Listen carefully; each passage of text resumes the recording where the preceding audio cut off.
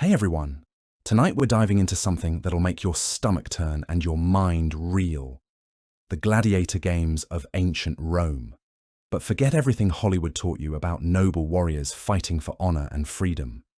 The real story is darker, more twisted, and infinitely more disturbing than any movie could dare to show. We're talking about a system so brutal, so calculated, and so psychologically warped that it makes modern horror films look like bedtime stories. So before we descend into this nightmare together, take a moment to hit that like button if you're ready for some uncomfortable truths. And let me know in the comments where you're watching from and what you thought you knew about gladiators before clicking on this video. Now dim those lights, maybe grab something to drink, because we're about to peel back the layers of one of history's most sophisticated machines of human suffering. Picture this. You're sitting in the Colosseum, the roar of 50,000 Romans echoing around you like thunder. The sand below is already stained red from the morning's festivities. But what you're witnessing isn't just entertainment. It's the culmination of a system so methodically cruel that it turned human beings into disposable products, transformed murder into art, and convinced an entire civilization that watching people die was not just acceptable, but necessary. The Gladiator Games weren't born from some ancient love of combat or warrior culture. They started as something far more sinister. Funeral sacrifices. When wealthy Romans died, their families would force slaves to fight to the death over their graves, believing that spilled blood would honor the deceased and ensure their journey to the afterlife. Think about that for a moment. Imagine being so detached from human empathy that you'd orchestrate mass murder as a farewell gift to your dead relatives. But here's where it gets truly disturbing. What began as ritualistic human sacrifice gradually morphed into the greatest entertainment industry the ancient world had ever seen. By the 1st century, these death matches had evolved from private funeral rites into massive public spectacles that could make or break political careers, control entire populations, and generate profits that would make modern corporations jealous. The Romans didn't just stumble into this system of organized brutality. They borrowed it, refined it, and industrialized it. The Etruscans and Campanians had their own versions of these blood sports, but Rome took the concept and turned it into something unprecedented. They built an entire infrastructure around human suffering, complete with training facilities, breeding programs, and marketing strategies that would put Madison Avenue to shame. Now let's talk about where these gladiators actually came from.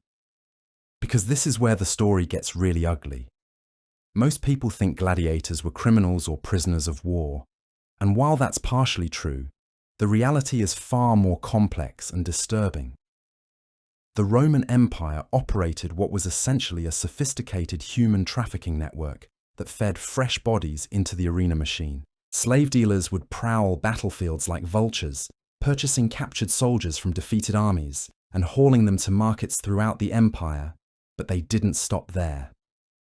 Children, particularly neglected or orphaned kids, were prime targets.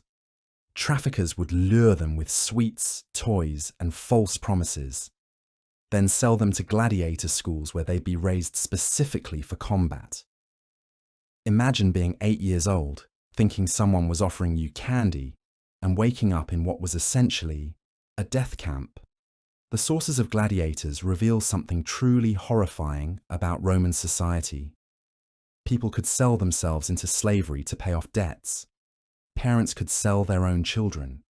Slavery could be imposed as punishment for crimes, often minor ones. And those born to slaves automatically inherited their bondage, creating generational cycles of exploitation that fed the arena's endless appetite for fresh meat. But here's what really shows the calculated evil of this system. The Romans created legal categories that stripped certain people of their humanity entirely. Slaves had no legal rights whatsoever. They could be tortured, sexually abused, branded, and killed at will. The law didn't even recognize them as people, they were property. No different from livestock or furniture. And gladiators occupied the absolute bottom rung of this already nightmarish hierarchy. They were marked with tattoos or brands on their faces, hands, and legs, permanent scarifications that identified them as condemned men. These weren't just identification marks. They were symbols of complete dehumanization, visual reminders that these people had been stripped of every shred of dignity and worth. Now, let's step inside a gladiator school, because this is where the real horror show begins. These places, called ludi, weren't schools in any sense we'd recognize. They were fortified prisons designed to break human spirits and rebuild them as killing machines. Picture stone walls, cramped cells housing multiple men, and absolutely zero privacy or comfort. The living conditions were deliberately austere and dehumanizing. Men slept on thin mattresses or straw pallets, packed together like sardines in cells barely large enough to lie down. The accommodations at places like the Ludus Magnus in Rome were described as congested pens, more suitable for animals than humans. Even the relatively better schools in Pompeii, which were considered airy and open by comparison, would strike us today as dungeons. But the physical conditions were just the beginning. The psychological warfare started the moment recruits entered these schools. Trainers used every technique imaginable to strip away their humanity and rebuild them as instruments of death and entertainment. This involved public humiliation, forced witnessing of executions, and constant psychological manipulation designed to create dependency on the school system. The training regimen itself was a masterpiece of calculated brutality. Every day began before dawn with physical conditioning that would break most modern athletes. Then came weapons training, tactical instruction, and combat practice that continued until exhaustion. But this wasn't just about creating skilled fighters. It was about conditioning men to accept their own deaths as entertainment. The diet they fed gladiators reveals another layer of systematic control. These men were fed a heavy gruel of beans and barley called sagina, though the gladiators themselves called it hordiari, meaning barley men. This wasn't nutrition. It was bulk feeding designed to create mass and visual impact rather than optimal health or performance. Recent analysis of bones from a gladiator graveyard in Turkey confirms what the historical sources suggest. These men were eating a largely vegetarian diet that built bulk, but left them nutritionally deficient. They were being fattened like livestock, their bodies optimized for visual spectacle rather than genuine athletic performance. And here's one of the most disturbing aspects of the whole system. The economics were absolutely ruthless. Running a gladiator school was expensive, but potentially incredibly lucrative. The owners, called lanistai, invested heavily in acquiring and training fighters, then rented them out for games at massive profits. Popular gladiators could be sold for sums that would equal millions in today's money. But here's the twisted paradox. While gladiators were valuable financial assets, they were also completely expendable depending on their status and popularity. A famous gladiator might be protected and pampered because he generated revenue, but unknown fighters were treated as disposable inventory, used up and replaced without a second thought. This creates one of the most psychologically disturbing aspects of the entire system. Some gladiators were volunteers, free Roman citizens who signed contracts with gladiator schools, hoping to win glory and prize money. By the end of the Republic, historians estimate that about half of all gladiators were these volunteers, called oktorati. Think about what that means. The system was so economically brutal, so devoid of opportunity for the lower classes, that free men would voluntarily sign away their humanity for a chance at survival. They took oaths to endure branding, chains, flogging, and death by the sword. They agreed to be treated as slaves, accepting what Romans considered the ultimate social disgrace. These weren't desperate criminals or captured enemies. These were Roman citizens so crushed by poverty and hopelessness that they'd literally sell themselves into a system designed to kill them for entertainment. It reveals something profoundly disturbing about Roman society's economic inequality and social structure. Women faced even worse treatment in this system. Female gladiators, called gladiatrix, were used primarily for novelty value during special occasions. They fought not just for their lives, but against the additional burden of being spectacles of degraded femininity in a patriarchal society that already viewed women as property. But the true scope of this horror becomes clear when you understand how the games actually functioned as political tools. This wasn't just entertainment, it was social control on a massive scale, a sophisticated system of psychological manipulation designed to keep the masses distracted from their own oppression. Wealthy Romans and ambitious politicians would sponsor increasingly elaborate games to win public favour and advance their careers. The more spectacular the carnage, the more political capital they gained. Anti-corruption laws passed in 65 and 63 BC tried to limit this practice, but they failed completely. The games had become too useful as instruments of power. The emperors understood this perfectly. They used the games to distract the poor from their poverty, keeping them fed and entertained so they wouldn't revolt. It was a deliberate strategy of mass psychological manipulation. As long as the people had bread and circuses, they wouldn't question why most Romans lived in desperate poverty, while a tiny elite controlled all the wealth, and the scale just kept escalating. Each emperor felt compelled to outdo his predecessors with more elaborate spectacles, more exotic animals, more creative methods of killing 9,000 animals were slaughtered during the 100-day ceremony that opened the Colosseum.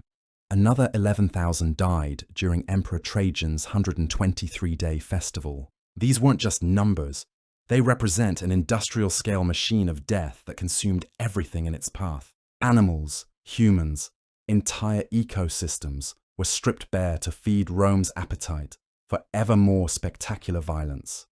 The structure of a typical day at the Games reveals the calculated progression of horror that Romans had perfected. It started with animal hunts, where men with spears faced exotic beasts released from hidden trapdoors. Then came more elaborate animal spectacles, featuring creatures brought back from conquered territories: elephants, lions, crocodiles, anything that could be loaded onto ships and transported to Rome. But the midday executions represent perhaps the most disturbing aspect of the entire system. This is where convicted criminals were thrown into the arena, unarmed and helpless, to be torn apart by wild animals while the crowd ate lunch and socialized. They'd even stage elaborate recreations of Greek myths, forcing condemned men to play the roles of legendary figures meeting gruesome deaths. The method called damnatio ad bestias, condemnation to beasts, was specifically designed to maximize terror and humiliation. People were wrapped in animal skins and thrown to dogs, or tied naked to posts while wild animals attacked them. The goal wasn't just execution, it was public degradation, a demonstration that certain categories of people weren't worthy of human death. Christians face particular brutality in these spectacles, not just because of religious persecution, but because Romans viewed their beliefs as fundamentally threatening to the social order. Christians refused to worship the pagan gods, wouldn't serve in the military, and rejected civic duties that Romans considered essential to imperial success. But the Romans understood that they couldn't just massacre people randomly. They had to convince themselves and their audience that the victims deserved their fate. This required a sophisticated system of dehumanization that portrayed condemned people as monsters, traitors, or subhuman creatures unworthy of mercy. Even contemporary observers recognized how deeply corrupting this system was. The philosopher Seneca wrote about returning from the Games feeling greedier, more ambitious, more cruel, and less human simply from being among the crowds. He understood that the Games weren't just killing the people in the arena. They were poisoning the souls of everyone who watched. Yet the machine kept grinding forward, consuming lives, corrupting spirits, and generating profits for those who controlled it. The Gladiator Games weren't an aberration or a temporary madness. They were a logical extension of a society built on systematic exploitation, where human worth was measured solely in terms of economic utility and entertainment value. And this is just the beginning of the story. We haven't even touched on the most disturbing secrets yet. The hidden chambers beneath the Colosseum, the breeding programs for human fighters, or the psychological techniques used to break gladiators' minds so completely that they'd thank their owners for the privilege of dying for entertainment. Entertainment. The underground infrastructure of the Colosseum reveals engineering marvels built specifically to facilitate mass murder with maximum efficiency. Beneath the arena floor lay a complex network of tunnels, chambers, and mechanical systems called the Hypogeum. This wasn't just basement storage, it was a carefully designed machine for delivering death in the most spectacular ways possible. Picture a maze of corridors filled with cages, each one holding terrified animals or condemned humans waiting their turn to die for entertainment. Elaborate pulley systems and counterweight mechanisms could launch wild beasts through trapdoors directly into the arena above. Gladiators would be fighting one moment, then suddenly find themselves face to face with a lion or bear that materialized from the earth itself. The Romans had perfected theatrical murder. They built revolving stages that could transform the arena floor in seconds, creating elaborate sets for mythological death scenes.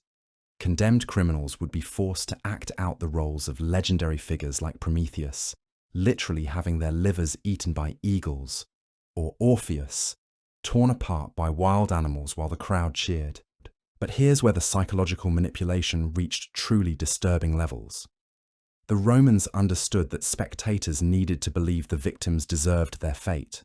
They couldn't just randomly slaughter people without justification, even in their twisted moral framework.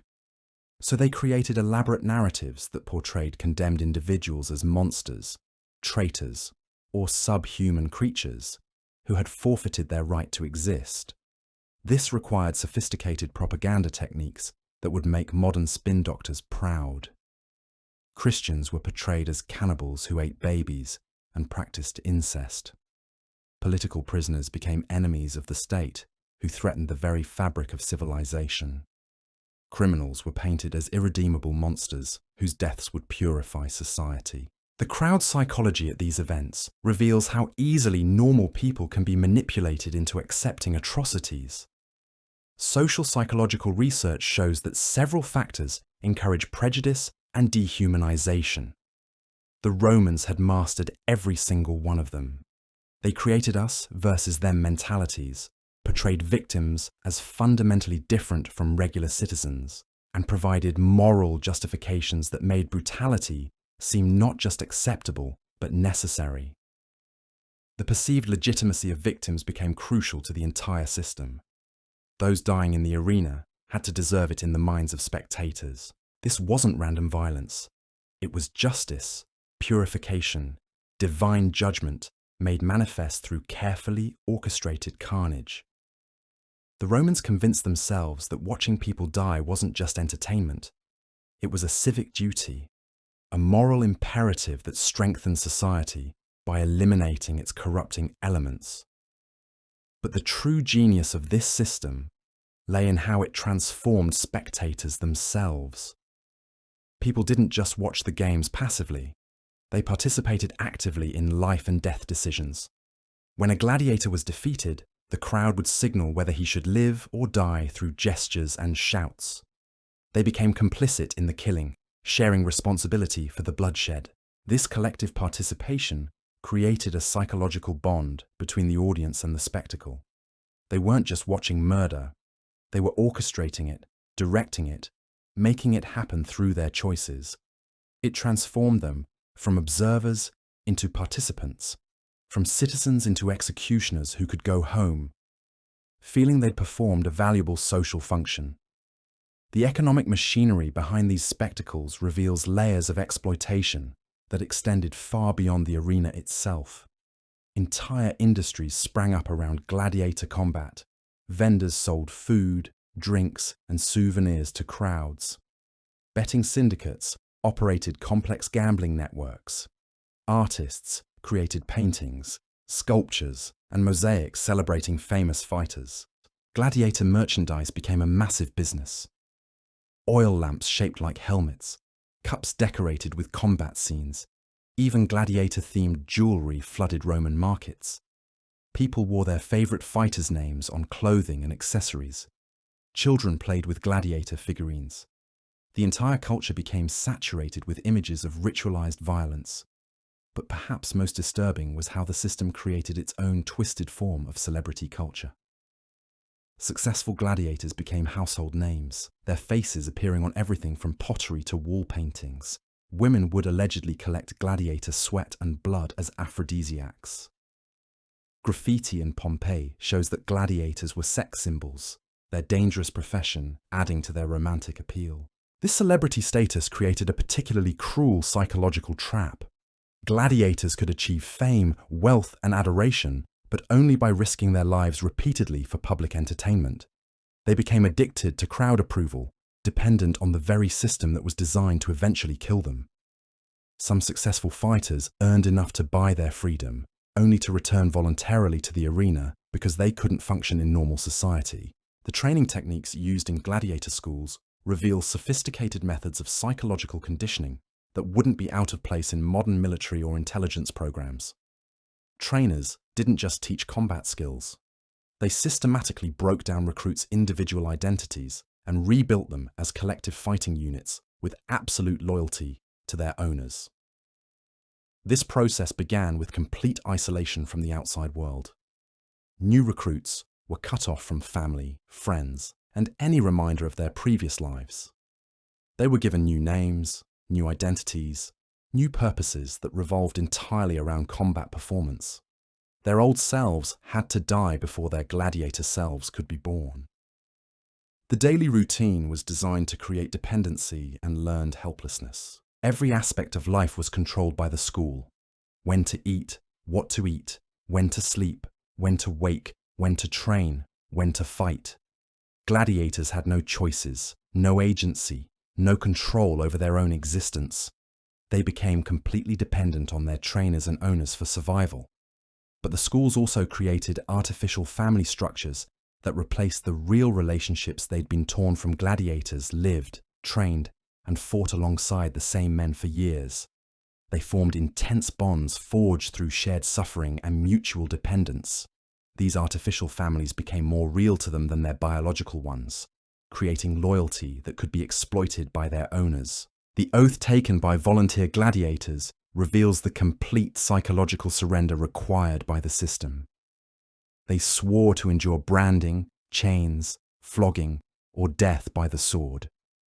But more than that, they pledged to accept these punishments willingly, even gratefully. The oath didn't just bind them legally, it bound them psychologically to embrace their own degradation. This created a particularly twisted form of Stockholm Syndrome, where gladiators identified with their captors so completely that they thanked them for the privilege of suffering.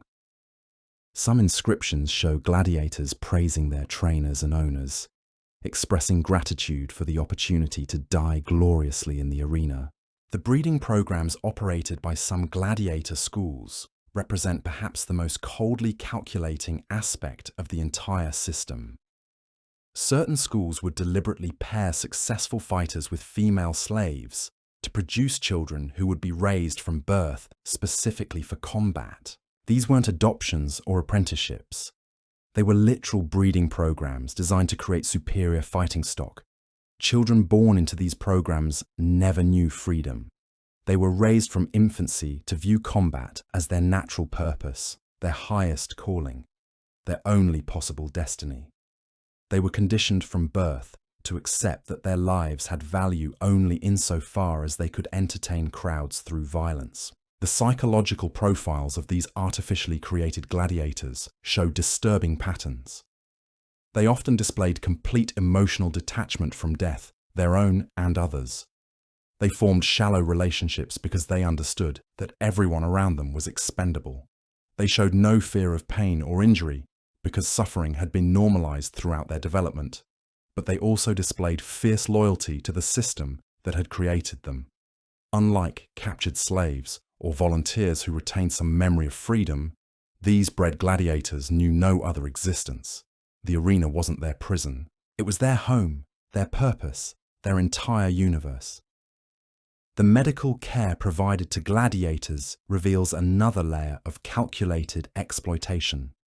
Schools employed skilled physicians who could treat injuries and keep fighters alive, but only insofar as it served economic interests. A valuable gladiator would receive excellent medical attention to preserve his earning potential. An expendable one would be left to die or heal naturally. These doctors developed sophisticated techniques for treating combat injuries, surgical procedures that wouldn't be matched again for centuries. But their skills were deployed solely to maximize the profitability of human suffering. They kept fighters alive not out of compassion, but to extend their useful lifespan as entertainment commodities. The retirement system for gladiators, who survived long enough to earn their freedom, reveals the lasting psychological damage inflicted by years of systematic brutalization. Many freed gladiators found themselves unable to function in normal society. They suffered from what we'd now recognize as severe post-traumatic stress disorder, depression, and social anxiety. Some became trainers in gladiator schools, perpetuating the cycle of abuse that had shaped their own lives. Others turned to crime or begging, unable to develop the social skills necessary for civilian life. A few managed successful transitions, but they remained forever marked by their experiences in the arena. The impact on Roman society itself was profound and lasting. The games normalized violence to such a degree that it infected every aspect of Roman culture. Military tactics became more brutal, domestic violence increased, and political discourse devolved into increasingly savage rhetoric. Children grew up viewing human life as disposable entertainment. They played gladiator games in the streets, mimicking the combat they witnessed in the arena. Young Romans developed expectations that violence should be exciting, theatrical, and consequence-free for spectators. The games created a feedback loop of escalating brutality that consumed everything in its path. Each generation demanded more spectacular violence than the last, pushing the boundaries of cruelty further and further until the entire civilization became addicted to institutionalized murder as mass entertainment. Yet even as the system reached its peak of sophistication and popularity, cracks were beginning to appear. The economic costs were staggering, bankrupting even wealthy families who tried to compete with imperial spectacles. The supply of gladiators couldn't keep pace with demand, forcing organizers to use increasingly desperate measures to fill the arena. But the most significant challenge came from an unexpected source. A small religious sect that refused to participate in the system, that viewed the games not as entertainment, but as abomination. And that was beginning to gain influence throughout the empire. The Christians represented everything the gladiator system opposed. Compassion over cruelty, mercy over vengeance, the sanctity of human life over its expendability for entertainment. The collision between these worldviews would ultimately determine the fate of the gladiator games themselves. But that confrontation would prove more complex, more violent, and more transformative than anyone could have imagined. The confrontation between Christianity and the gladiator system began long before Constantine legalized the religion in 313 AD. It started in the cramped cells beneath the Colosseum, where condemned Christians spent their final hours not preparing for battle, but praying for their executioners. This wasn't just religious persecution. It was a systematic attempt to destroy a worldview that threatened the entire foundation of Roman entertainment culture. But here's what makes this conflict so psychologically fascinating. The Romans didn't just want to kill Christians. They wanted to break them, to prove that their beliefs were worthless when faced with real suffering. So they designed specific tortures that targeted Christian theology directly. If Christians claimed their God would protect them, Romans would devise deaths that seemed to prove divine abandonment. The tunica molesta provides a perfect example of this calculated cruelty. Christians would be sewn into shirts soaked with pitch and set on fire, becoming human torches to light Nero's garden parties. But the psychological warfare went deeper. Guards would offer immediate freedom to any Christian willing to make a simple sacrifice to Roman gods. Just burn a pinch of incense, acknowledge the emperor's divinity, and walk free. The vast majority refused, even when facing the most agonizing deaths imaginable. This created a profound crisis in Roman thinking. How could people choose horrible deaths over simple gestures that meant nothing? It suggested that Christian beliefs were either genuinely powerful or these people were insane. Neither option fit comfortably into Roman worldview. The arena executions of Christians were specifically designed to humiliate and degrade them in ways that would discredit their faith. Women were stripped naked and tied to posts.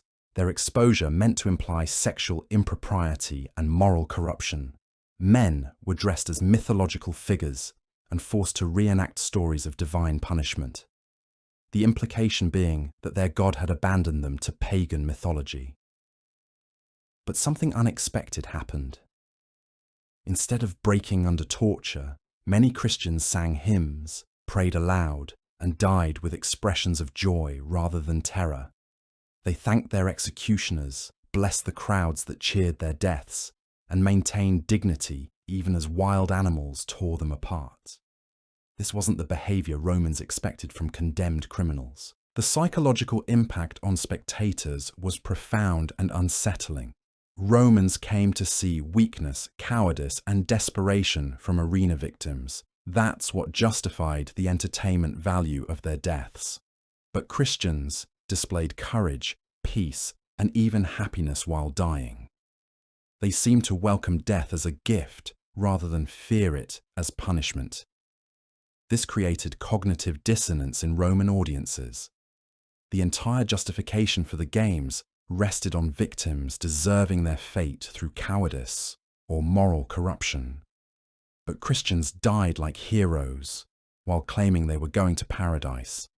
It suggested that maybe the victims were noble and the spectators were the monsters. Some Romans began converting to Christianity after witnessing arena executions. They saw something in those deaths that contradicted everything they'd been told about Christian weakness and depravity. The games that were supposed to discredit Christianity instead became its most powerful recruiting tool. The economic structure of Christian persecution reveals another layer of systematic exploitation. Wealthy Romans would sponsor elaborate anti-Christian spectacles to demonstrate their loyalty to traditional values and gain political favor. The more creative the torture methods, the more social capital they earned from conservative audiences. But this created perverse incentives that pushed organizers toward increasingly elaborate cruelties. Simple executions weren't enough. They needed theatrical productions that combined religious persecution with entertainment value. Christians became unwilling actors in propaganda plays designed to celebrate Roman superiority over foreign superstitions. The breeding programs in gladiator schools took on new dimensions during periods of Christian persecution. Children of Christian slaves were specifically trained as gladiators, their religious background adding novelty value to their arena appearances. Crowds would bet on whether Christian training would make them more or less effective fighters. These children faced impossible psychological pressures. They were raised in Christian households that taught love and forgiveness, then trained in gladiator schools that demanded hatred and violence. The cognitive dissonance often drove them insane, creating fighters who were unpredictable and dangerous even to their handlers. The medical experiments conducted on Christian prisoners reveal a level of systematic sadism that goes beyond simple execution. Roman physicians would use condemned Christians as test subjects for new surgical techniques, torture methods, and anatomical studies. They justified this as advancing medical knowledge while punishing enemies of the state. These experiments provided valuable data about pain tolerance, healing rates, and psychological breaking points that was then applied to gladiator training programs. Christians became unwilling research subjects whose suffering generated knowledge used to make the games more effective at breaking future victims. The record-keeping systems for Christian executions show bureaucratic efficiency that rivals modern genocidal regimes. Officials maintained detailed logs of execution methods, crowd reactions, and conversion rates among spectators. They tracked which torture techniques were most effective at breaking Christian resolve and which produced the most entertaining deaths. This data was analyzed and used to optimize future persecutions. Romans approached the systematic destruction of Christianity with the same methodical efficiency they brought to engineering projects or military campaigns. It wasn't random violence. It was carefully planned psychological warfare designed to achieve specific objectives. The architectural modifications made to arenas during periods of Christian persecution reveal how the physical spaces were adapted to maximize religious humiliation. Special chambers were built for baptismal mockeries, where Christians would be forcibly baptized in blood or urine before execution. Crosses were incorporated into torture devices, turning Christian symbols into instruments of suffering. The underground tunnels beneath the Colosseum were expanded to include chapels dedicated to Roman gods, where Christian prisoners would be forced to witness pagan rituals before their deaths. The goal was to make their final moments as spiritually traumatic as possible, to break their faith even if they couldn't save their lives. But the most psychologically devastating technique was the use of Christian children as executioners. Roman authorities would capture Christian families and force parents to choose between watching their children die or having those children kill other Christians. The psychological torture of these impossible choices often succeeded where physical torture had failed. Some parents broke under this pressure, renouncing their faith to save their children's lives. But others chose martyrdom for their entire families rather than participate in the murder of fellow believers. These decisions created profound trauma that echoed through Christian communities for generations. The infiltration techniques used against Christian communities reveal sophisticated intelligence operations that would be familiar to modern security services. Romans planted spies in Christian congregations, created false conversion stories to gain trust, and used informants to identify targets for persecution. These operations weren't just about identifying Christians for arrest. They were designed to create paranoia and mistrust within Christian communities, to make believers afraid to help each other or practice their faith openly. The psychological warfare aimed to destroy Christianity from within through fear and suspicion. The economic incentives for betraying Christians created networks of professional informants who made their living by identifying targets for persecution. Rewards were offered for information leading to arrests, creating a bounty system that turned neighbors against each other and family members against their own relatives. But perhaps the most disturbing aspect of Christian persecution was how it became a training ground for techniques that would later be applied to other groups. The methods developed for breaking Christian resolve were refined and systematized, then used against political dissidents, foreign prisoners, and anyone else who threatened Roman authority. The games had evolved from entertainment into a comprehensive system of social control that used ritualized violence to maintain order through terror. Christians weren't just victims of religious persecution.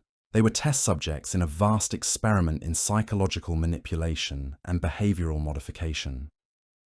The documentation from this period shows Roman officials carefully studying which techniques were most effective at breaking different types of people.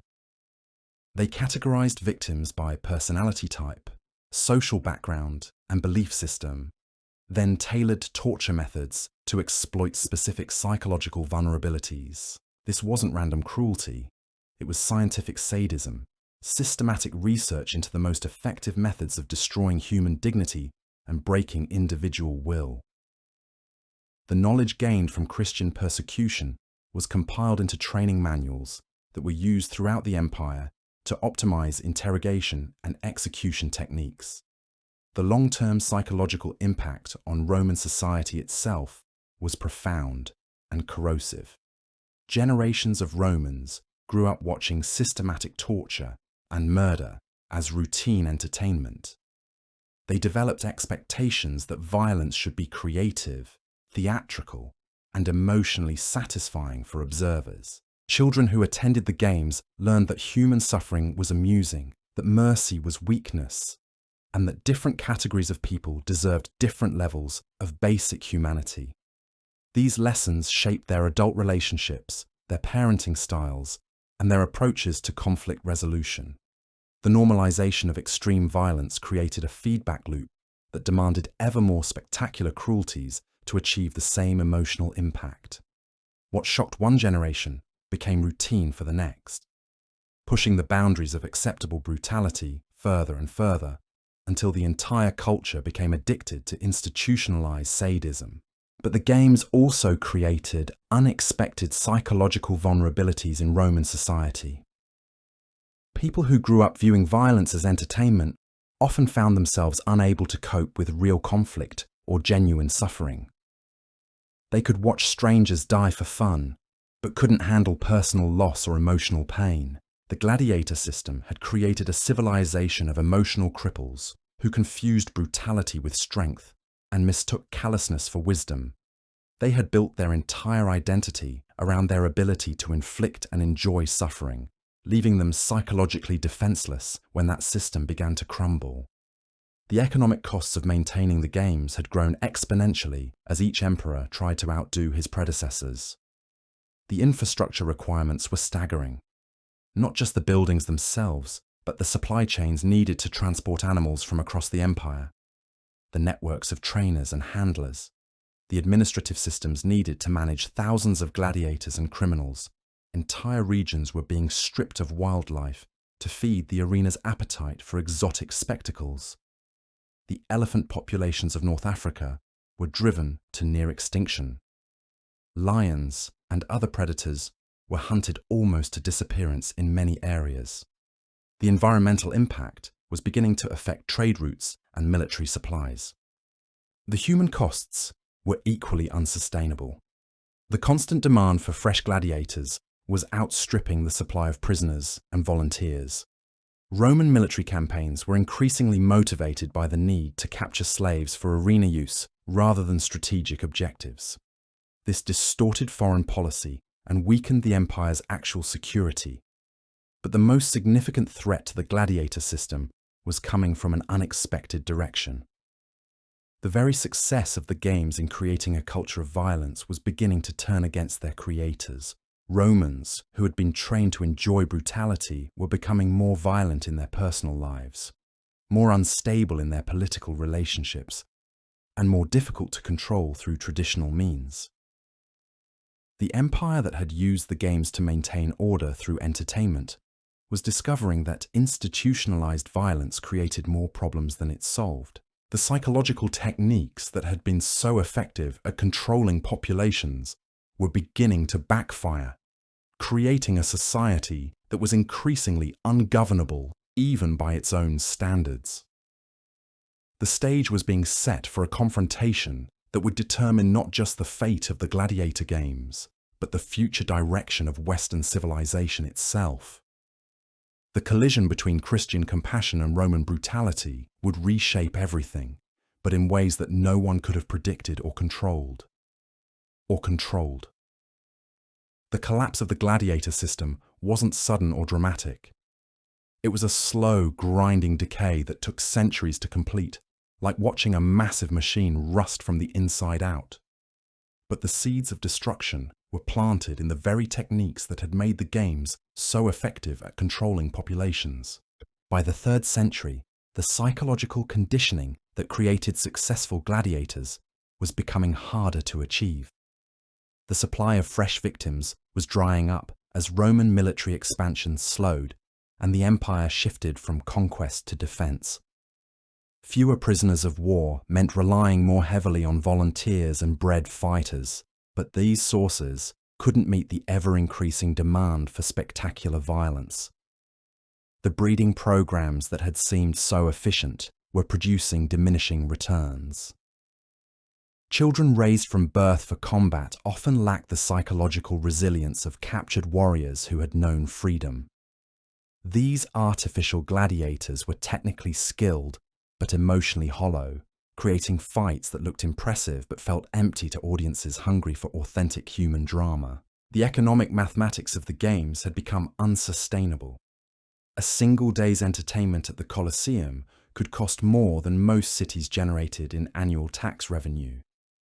The infrastructure required to transport animals from distant provinces, maintain massive training facilities, and support thousands of gladiators was bleeding the imperial treasury dry.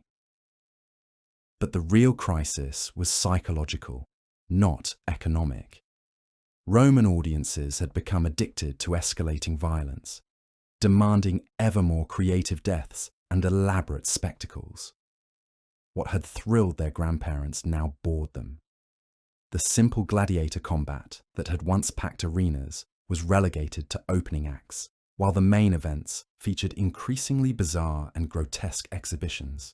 The crowd's bloodlust had evolved beyond what the system could practically deliver. They wanted to see people die in ways that hadn't been invented yet, suffer torments that pushed the boundaries of human imagination. The games had created a monster of public appetite that was consuming itself through its own impossible demands. This escalation created a vicious cycle that trapped even the emperors who sponsored the games. Each ruler needed to exceed his predecessor's spectacles to maintain political legitimacy. But the costs and logistical challenges were becoming impossible to manage. Some emperors bankrupted the imperial treasury, trying to satisfy crowd expectations that grew more extreme with each passing year. The psychological profile of regular attendees reveals disturbing patterns that modern researchers would recognize as symptoms of severe social pathology. People who attended games frequently showed decreased empathy in their personal relationships, increased aggression in their daily interactions, and difficulty forming genuine emotional bonds with other humans. The games were creating a civilization of emotional psychopaths who could only feel excitement through observing extreme suffering. They had lost the ability to connect with normal human experiences like friendship, love, or simple contentment. Their emotional range had been so corrupted by ritualized violence that they required increasingly intense stimulation to feel anything at all. Family structures began deteriorating as parents who attended games regularly became unable to form healthy attachments with their own children. They would discipline their kids using techniques borrowed from gladiator training, treating their households like miniature versions of the arena where dominance was maintained through fear and violence. Children raised in this environment often showed signs of severe psychological damage. They played games that mimicked arena executions, tortured animals for entertainment, and developed behavioral patterns that made them unsuitable for normal social functioning.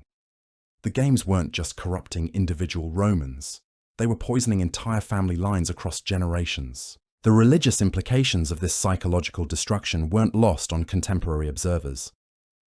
Traditional Roman religion emphasized duty, honor, and social responsibility, values that were being systematically undermined by the gladiator culture. The gods who had supposedly blessed Roman expansion were being replaced by a cult of death that worshipped nothing but spectacular violence. This created a spiritual vacuum that left Romans psychologically vulnerable to alternative belief systems. The same crowds who cheered Christian executions were increasingly drawn to mystery cults and foreign religions that promised emotional experiences their traditional gods could no longer provide. The administrative burden of managing the games had grown beyond the capacity of even the most efficient Roman bureaucracy. Officials needed to coordinate the capture and transport of wild animals from dozens of provinces, manage the training and housing of thousands of gladiators, maintain complex mechanical systems in multiple arenas, and satisfy the entertainment demands of millions of citizens. The paperwork alone was staggering. Every animal needed to be catalogued. Every gladiator required documentation. Every execution had to be recorded and justified. The bureaucratic machinery that supported the games employed thousands of clerks, administrators, and record keepers whose primary job was facilitating mass murder for entertainment. But the most significant administrative challenge was managing the psychological health of the personnel involved in the games. Trainers, handlers, and officials who worked directly with the system showed alarming rates of mental breakdown, suicide, and violent behavior in their personal lives. The empire was essentially paying people to become psychologically damaged, then dealing with the consequences when they brought that damage into Roman society. The corruption within the gladiator industry had reached levels that threatened the entire system's credibility. Fixed fights were becoming common as owners manipulated outcomes to maximize profits or satisfy political patrons. Audiences were increasingly aware that many spectacles were choreographed rather than genuine, undermining the authentic violence that was the game's primary appeal. Betting syndicates had infiltrated every level of the gladiator system, from trainers who were drug fighters to referees who would manipulate death decisions. The financial incentives for corruption were so enormous that honest competition became virtually impossible. Romans were paying vast sums to watch elaborate theatre productions disguised as genuine combat. The medical knowledge gained from gladiator treatment was being weaponized in ways that even the Romans found disturbing. Physicians who specialized in keeping fighters alive were also experts in prolonging suffering, knowledge that was being applied to interrogation techniques and punishment methods throughout the empire. These doctors had become specialists in calibrated cruelty, able to inflict precise amounts of damage that would maximize pain while preventing death. Their skills were being used not just in arenas, but in prisons, military campaigns, and political persecutions across the Roman world. The environmental devastation caused by the games was becoming impossible to ignore. Entire ecosystems had been stripped bare to provide exotic animals for arena spectacles. Species that had existed for millions of years were being driven to extinction to satisfy Roman entertainment demands that lasted only hours. The logistics of animal transport were creating supply chain problems that affected military operations and commercial trade. Ships and personnel that should have been used for essential imperial business were being diverted to move elephants, lions, and other creatures to arenas where they would be slaughtered for crowd amusement. The cultural impact extended far beyond Rome itself. Provinces throughout the empire were building their own arenas and copying Roman gladiator practices, spreading the psychological corruption across the entire Mediterranean world. Local cultures that had existed for centuries were being replaced by imitations of Roman violence worship. But this cultural imperialism was also creating unexpected resistance. Provincial populations who were forced to participate in gladiator games often developed deep resentment toward Roman authority. The games that were supposed to demonstrate Roman superiority were instead creating networks of opposition that would eventually contribute to the empire's fragmentation. The military implications of the gladiator system were becoming increasingly problematic. Soldiers who grew up attending games expected warfare to be as exciting and theatrical as arena combat. They were disappointed when real battles proved to be chaotic, dirty, and emotionally traumatic, rather than entertaining spectacles. This created discipline problems in the Roman legions as soldiers sought to recreate arena excitement in actual military campaigns.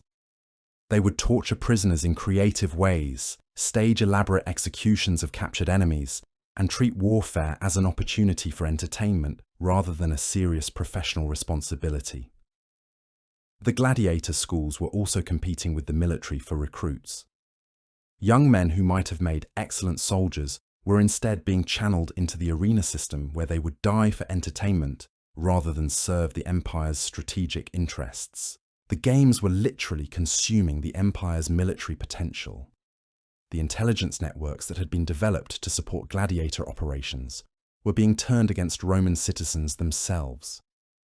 The same techniques used to identify Christians for persecution were being applied to political dissidents, economic rivals, and anyone else who threatened established interests. This created a surveillance state where Romans were constantly watching each other for signs of disloyalty or nonconformity. The paranoia and mistrust that had been weaponized against Christians was spreading throughout Roman society, making normal social and economic relationships increasingly difficult to maintain. The technological innovations developed for arena spectacles were being adapted for warfare and social control in ways that made the empire more efficient at oppression, but less capable of genuine governance. Romans had become experts at inflicting suffering, but had lost the ability to inspire loyalty or create genuine prosperity. The educational system was being corrupted by gladiator culture, as children learned that success meant dominating others through violence rather than contributing to society through productive work. Schools were producing graduates who were psychologically equipped only for careers in brutality, creating a generation unsuited for the administrative and economic functions that kept the empire operating. The artistic and intellectual culture that had once distinguished Roman civilization was being replaced by increasingly crude celebrations of violence and death. Literature, sculpture, and painting were becoming focused on arena themes, while philosophy and science were being abandoned for more immediate forms of stimulation. This cultural degradation was making the empire less innovative and less capable of responding to new challenges.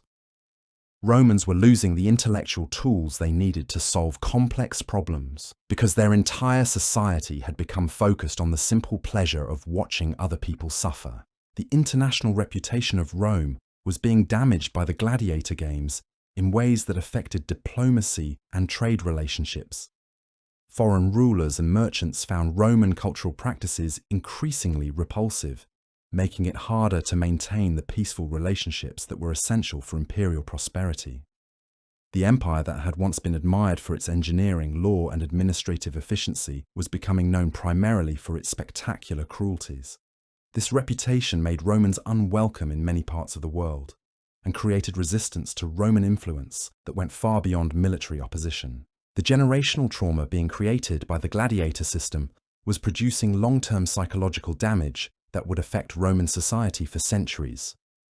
Children who witnessed regular executions and torture were growing into adults who couldn't function in normal social relationships or contribute productively to their communities. But perhaps most significantly, the games had created a form of collective addiction that was becoming impossible to satisfy or control.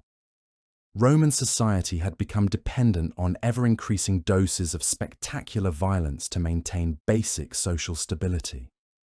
But the supply of such violence was becoming economically and logistically unsustainable. The empire was trapped in a cycle where it needed the games to prevent social unrest. But the games themselves were creating the very instability they were supposed to prevent. The cure had become worse than the disease, and there seemed to be no way to break free from the system without risking complete social collapse. The stage was being set for a transformation that would either destroy Roman civilization entirely or force it to find entirely new methods of social organization. The Gladiator Games had reached their logical conclusion, and that conclusion was pointing toward the end of everything they had been created to protect. The psychological breaking point came when Romans began to realize they had created a monster they could no longer control. The very crowds that had once been manageable through bread and circuses were becoming increasingly volatile and unpredictable. Riots would break out when games were cancelled or postponed. Citizens would attack officials who failed to provide sufficiently spectacular entertainment. The system designed to pacify the masses was instead creating a population addicted to violence who turned that addiction against their own leaders. The Emperor Commodus represents the ultimate expression of how completely the gladiator system had corrupted Roman leadership.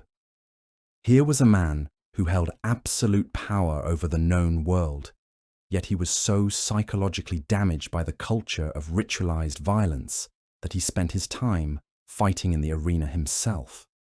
He wasn't content to watch others die for his entertainment. He needed to participate directly in the killing to achieve the emotional satisfaction his upbringing had conditioned him to crave. But Commodus wasn't fighting real battles. His arena appearances were carefully choreographed spectacles where he faced drugged animals, terrified civilians, and opponents armed with blunted weapons. He was performing elaborate pantomimes of courage while surrounded by guards who ensured he was never in genuine danger. Yet he genuinely believed these stage victories demonstrated his divine nature and imperial fitness. This delusion reveals how completely the gladiator system had divorced Romans from reality. They had become so accustomed to theatrical violence that they could no longer distinguish between authentic courage and manufactured spectacle.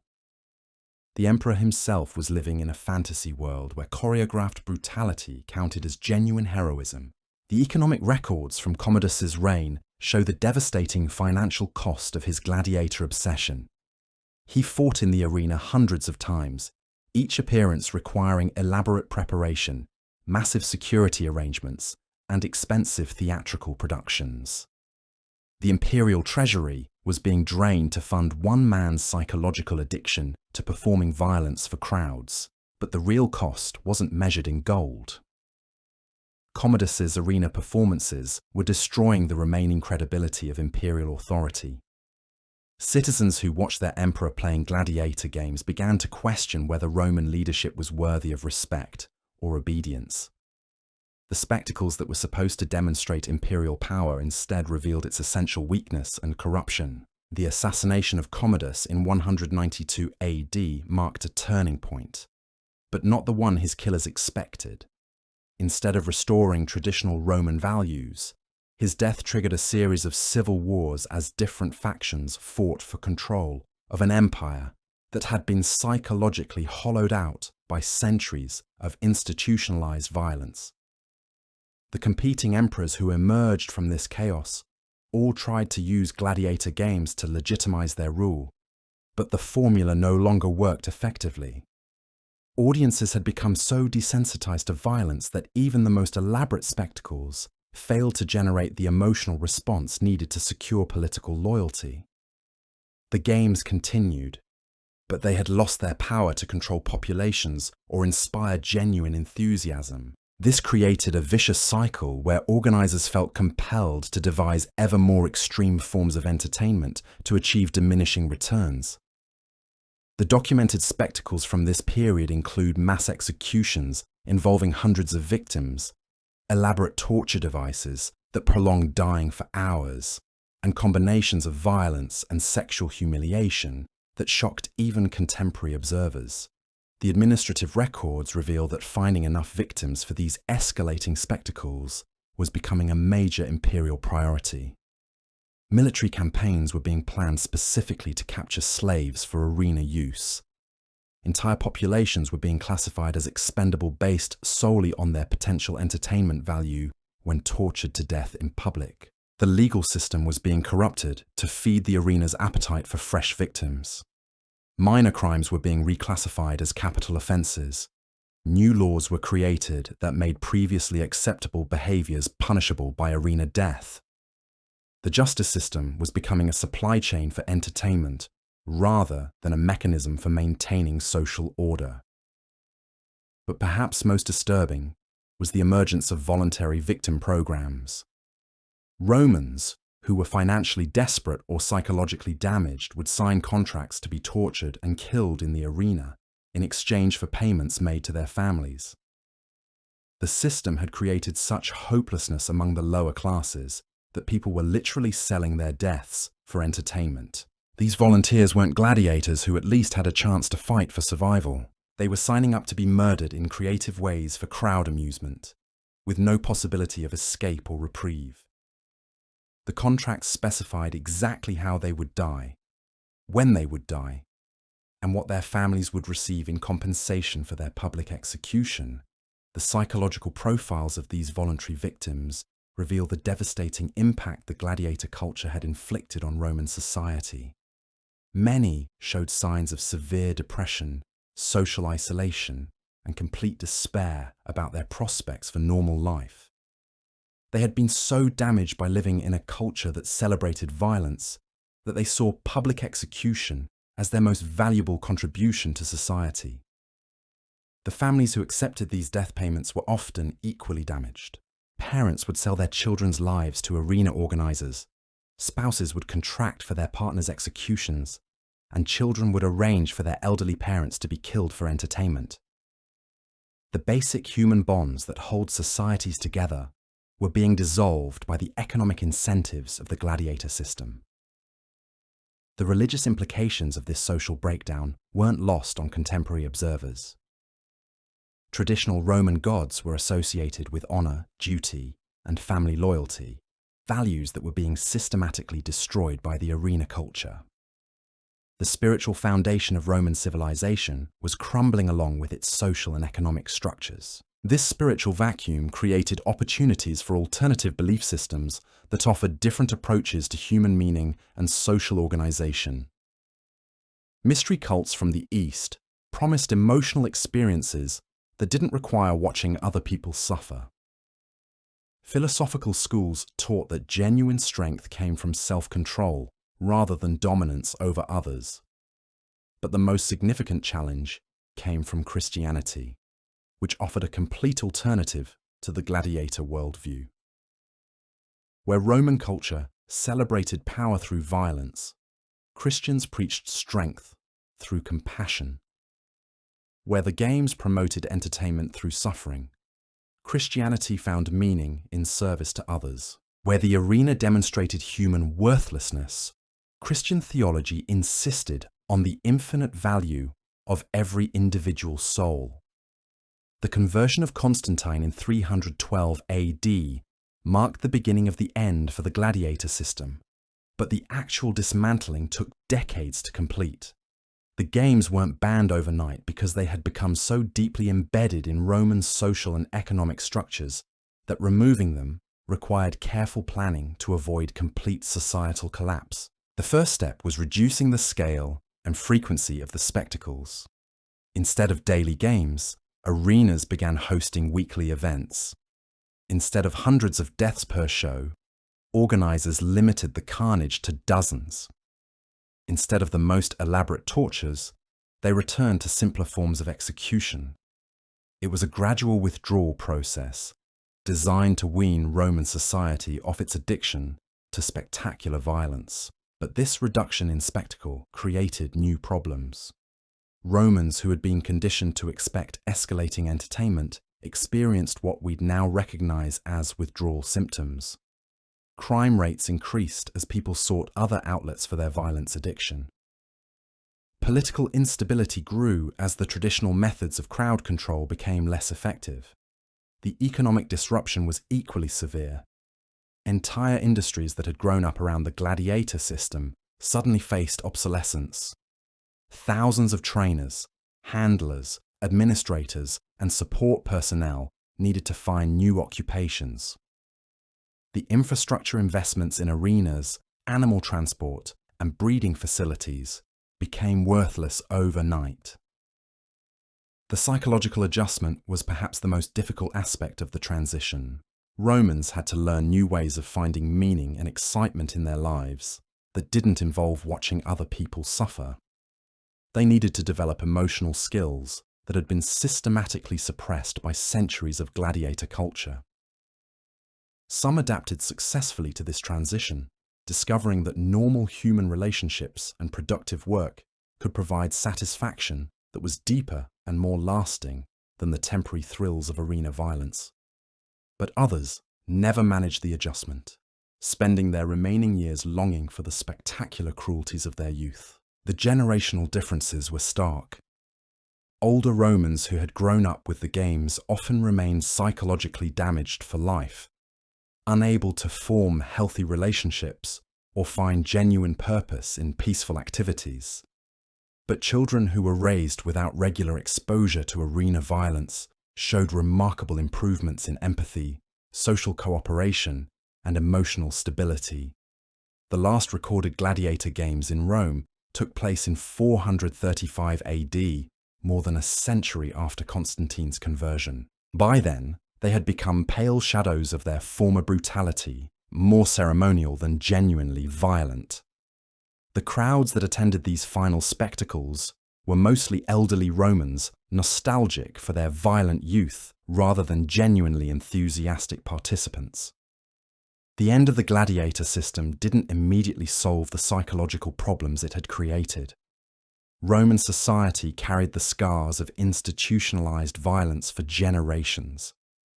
The empire's collapse in the West was partly due to the social and cultural damage inflicted by centuries of celebrating human suffering as entertainment. But the demise of the games also opened possibilities for new forms of social organization based on different values. The Christian empire that emerged from Rome's ashes emphasized mercy over cruelty, service over domination, and the protection of the weak rather than their exploitation for entertainment. The archaeological evidence from the final period of the gladiator system reveals fascinating details about how the infrastructure was repurposed. As Roman values changed, arena floors were converted into marketplaces where goods were traded rather than lives destroyed. The underground chambers that had once held condemned prisoners became storage areas for grain and other necessities. The gladiator schools were transformed into monasteries, hospitals, and educational institutions. The same buildings that had once trained men for violent death became centers for healing, learning, and spiritual development. It was a physical manifestation of the psychological transformation occurring throughout Roman society. The weapons and equipment used in gladiator training were melted down and reformed into tools for agriculture, construction, and other productive activities. The instruments of death became implements of life, symbolizing the broader cultural shift from violence worship to more constructive pursuits. But the most significant transformation was in how Romans began to view human nature itself. The gladiator system had been based on the assumption that people were naturally cruel and needed violent entertainment to remain satisfied. The Christian alternative suggested that humans were capable of compassion, creativity, and cooperation when given appropriate social structures. This philosophical shift had profound implications for law, education, family life, and economic organization. Romans began developing social institutions designed to bring out humanity's better qualities rather than exploit its worst impulses. The changes weren't immediate or complete, but they represented a fundamental reorientation of civilizational priorities. The legacy of the gladiator system continued to influence European culture for centuries after the last games ended. Medieval tournaments, public executions, and other forms of ritualized violence all carried traces of arena psychology. The human capacity for cruelty that the Romans had so systematically cultivated didn't disappear overnight. But the Christian critique of gladiator values also became embedded in Western civilization, creating ongoing tension between impulses toward violence and ideals of compassion. This tension shaped art, literature, law, and social movements throughout the medieval and modern periods.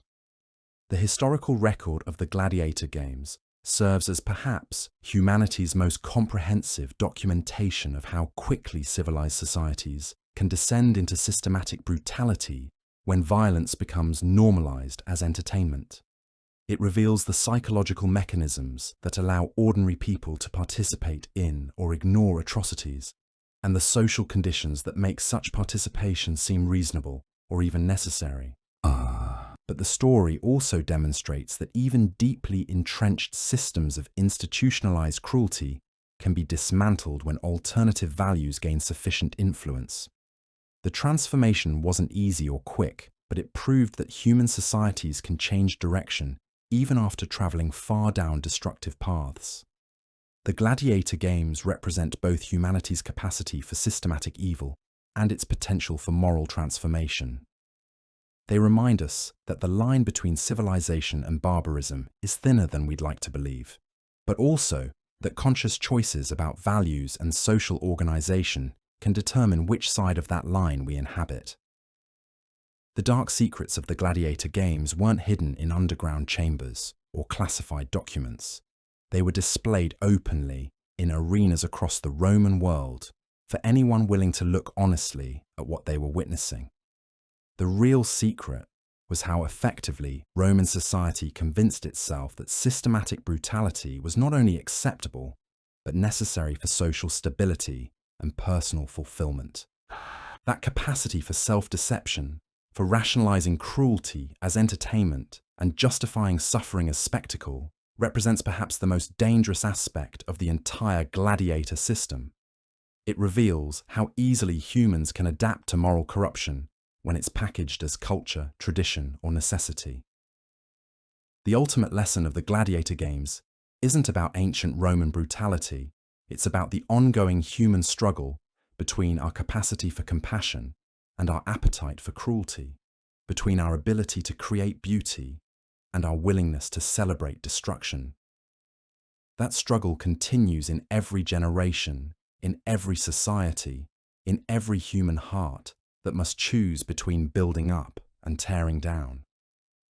The arenas are empty now, their sand no longer stained with blood, their crowds dispersed into history. But the choices that filled those arenas with screaming spectators remain as relevant today as they were 2,000 years ago. We are still deciding, individually and collectively, whether human life has value beyond its entertainment potential, whether strength means protecting the vulnerable or exploiting them, whether civilization means transcending our worst impulses or systematically indulging them. The Gladiator Games ended not because Romans suddenly became more moral, but because they were offered a different vision of what human society could become. That vision wasn't perfect, and its implementation was often flawed, but it provided an alternative to the culture of institutionalized violence that had consumed Roman civilization. The question we're left with is haunting and immediate. How does a civilization that prided itself on law, engineering, and cultural sophistication become so thoroughly addicted to watching human beings die for entertainment? The answer isn't found in Roman exceptionalism or ancient barbarism. It's found in the gradual, almost imperceptible steps that transformed funeral sacrifices into industrial-scale murder. The process began with normalization. What started as occasional ritual killings during funeral ceremonies slowly expanded into regular public events. Each generation grew up with slightly more violence than the previous one, their baseline for acceptable brutality shifting incrementally until behaviors that would have horrified their great-grandparents seemed perfectly reasonable. This psychological conditioning operated through carefully constructed narratives that reframed cruelty as virtue. Romans convinced themselves that arena deaths served higher purposes. They weren't just watching murder for entertainment. They were witnessing divine justice, moral purification, and social education. The condemned deserved their fate. The spectacle taught valuable lessons. The violence strengthened society by eliminating its corrupting elements. But underneath these elaborate justifications lay simpler psychological mechanisms that any modern person would recognize. The games provided excitement in lives that were otherwise constrained by rigid social hierarchies and limited opportunities. They offered ordinary Romans a sense of power and control through their ability to determine life and death with simple gestures. They created shared experiences that bonded communities through collective participation in ritualized killing. The social pressure to attend and enjoy the games became overwhelming as they became more central to Roman culture. Citizens who expressed disgust or refused to participate faced social ostracism, political disadvantages, and accusations of weakness or disloyalty. The system created its own enforcement mechanisms that made dissent increasingly difficult and dangerous. Parents brought their children to the games not because they were inherently cruel, but because participation had become a marker of Roman identity. Families who wanted their kids to succeed in society had to ensure they were comfortable with the violence that permeated every aspect of Roman life. Children learned to cheer for deaths and laugh at suffering because that's what successful Romans did. The economic incentives reinforced these cultural pressures at every level. Careers in entertainment, politics, law, and military service all required comfort with arena violence. Romans who couldn't stomach the games found themselves excluded from the most lucrative and prestigious occupations. The system rewarded cruelty and punished compassion through concrete material consequences. The technological infrastructure that supported the games created additional momentum that made change increasingly difficult. Thousands of people earned their living through arena-related activities. Entire cities depended on the economic activity generated by gladiator spectacles. Regional economies were built around supplying animals, equipment, and personnel for the games. This created powerful vested interests that actively resisted any attempts to modify or eliminate the system. Arena operators, gladiator trainers, animal suppliers, and countless support personnel had strong financial incentives to maintain and expand the games, regardless of their moral implications. Economic dependency reinforced psychological addiction in ways that made reform seem impossible. The international dimension added another layer of complexity to the system's entrenchment. Rome used gladiator spectacles as diplomatic tools, impressing foreign dignitaries with displays of wealth and power that demonstrated imperial strength. The games became symbols of Roman superiority that were exported to provinces throughout the empire as markers of civilizational advancement. Local elites in conquered territories competed to build their own arenas and host their own gladiator games as ways of demonstrating their loyalty to Rome and their distance from their own conquered populations. The system spread not just through imperial mandate, but through voluntary adoption by people who saw arena violence as a pathway to status and acceptance. The religious integration of the games made them seem not just politically necessary, but spiritually required. Traditional Roman religion emphasized the importance of honoring ancestors through appropriate sacrifices and ceremonies. The gladiator games were presented as evolved forms of these ancient obligations, making opposition seem like impiety as well as disloyalty. The gods themselves were portrayed as enjoying and requiring these spectacles. Victory in the arena was interpreted as divine favor, while defeat indicated spiritual corruption or abandonment by the gods. This religious framework made the games seem like cosmic necessities rather than human choices, removing moral agency from both organizers and spectators. The medical and scientific communities became complicit in the system through their involvement in gladiator training, treatment, and experimentation. Physicians developed their skills by working with arena personnel, gaining knowledge of anatomy, surgery, and trauma treatment that advanced their professional capabilities. The games became laboratories for medical research that benefited Roman society more broadly. This created intellectual justifications for the violence that complemented the religious and political rationales. Romans could tell themselves that the suffering in the arenas served the higher purpose of advancing human knowledge and improving medical care.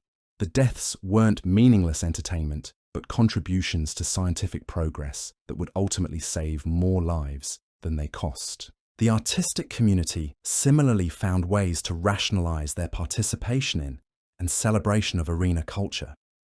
Painters, sculptors, poets, and musicians who created works inspired by gladiator themes weren't just pandering to popular taste. They were exploring profound themes of courage, fate, honor, and mortality that elevated the spectacles beyond mere brutality into high art. This cultural legitimization provided intellectual cover for educated Romans who might otherwise have questioned the morality of the games. If the empire's most sophisticated thinkers and artists found meaning and beauty in arena violence, then surely there was more to these spectacles than simple cruelty. The participation of cultural elites made the games seem worthy of respect rather than condemnation. The legal profession became deeply integrated into the arena system through its role in determining who would face execution or gladiator combat. Judges, prosecutors, and legal scholars developed elaborate jurisprudential frameworks that classified different crimes according to their appropriate arena punishments. The law became a sorting mechanism that fed the entertainment industry with a steady supply of victims. This legal involvement provided procedural legitimacy for the violence that satisfied Roman's sense of justice and order. People weren't being murdered arbitrarily for entertainment. They were being executed according to proper legal procedures after fair trials that determined their guilt and appropriate punishment. The games weren't lawless violence, but the implementation of justice through established institutional processes. The military establishment found the games useful for training purposes and recruitment incentives. Soldiers who distinguished themselves in combat could be rewarded with gladiator training that prepared them for arena appearances that brought fame and prize money. The games provided career advancement opportunities for military personnel that created additional institutional support for the system. Veterans who were injured or aged out of active service could find employment in gladiator schools as trainers, administrators, or security personnel. The arena system provided a social safety net for former soldiers that made military service more attractive, while creating another constituency with vested interests in maintaining the games. The educational system incorporated arena themes into curricula that taught children about Roman history, values, and social organization. Students learned about famous gladiators, memorable spectacles, and the civic virtues demonstrated through arena courage. The games became pedagogical tools that shaped young Romans' understanding of their culture and their place within it. This educational integration ensured that each new generation grew up viewing arena violence as a natural and necessary part of civilized life. Children didn't have to be convinced to accept the games because they were raised in educational environments that presented them as normal, healthy, and admirable aspects of Roman society.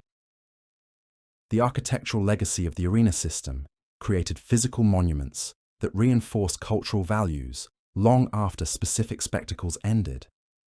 The Colosseum and other amphitheatres were engineering marvels that demonstrated Roman technical capability and aesthetic sophistication. These buildings made the games seem worthy of the empire's greatest talents and resources. The permanence and grandeur of arena architecture sent powerful messages about Roman priorities and values. A civilization that invested such enormous resources in facilities designed for watching people die was making clear statements about what it considered important and worthwhile. The buildings themselves became arguments for the legitimacy and significance of the activities they housed.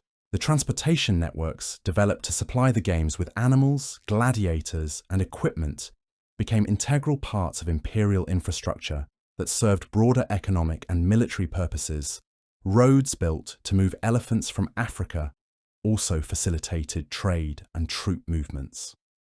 Shipping routes established for arena supplies supported general commerce throughout the Mediterranean. This infrastructural integration made the gladiator system seem indispensable to imperial functioning rather than an optional entertainment industry. Romans could argue that eliminating the games would damage essential transportation and communication networks that supported the empire's economic and military activities. The international trade relationships built around arena supplies created diplomatic and economic connections that extended Roman influence throughout the known world countries, that provided animals or gladiators for Roman games, developed ongoing relationships with the empire that involved them in its political and economic systems. These international connections made the games seem like instruments of foreign policy and imperial expansion rather than domestic entertainment. Romans could view arena spectacles as demonstrations of their global reach and international influence that served strategic purposes beyond mere amusement. The technological innovations developed for arena spectacles had applications in other areas of Roman engineering and architecture. Mechanical systems designed to lift animals and stage props in amphitheatres influenced construction techniques used in other public buildings. Hydraulic systems created for naval battle recreations advanced Roman understanding of water management and engineering. This technological spillover effect provided additional justification for investments in arena infrastructure and operations. Romans could argue that the games drove innovation and technical advancement that benefited society more broadly, making the violence seem like a necessary cost of progress and development. The record-keeping systems developed to track gladiators, animals, and spectacles became models for administrative procedures used throughout the imperial bureaucracy. The organizational techniques needed to coordinate massive entertainment spectacles, influence methods used to manage military campaigns, public works projects, and tax collection systems. This administrative integration made arena operations seem like training grounds for imperial management rather than isolated entertainment enterprises. Romans could view their participation in gladiator system administration as preparation for broader civic and professional responsibilities.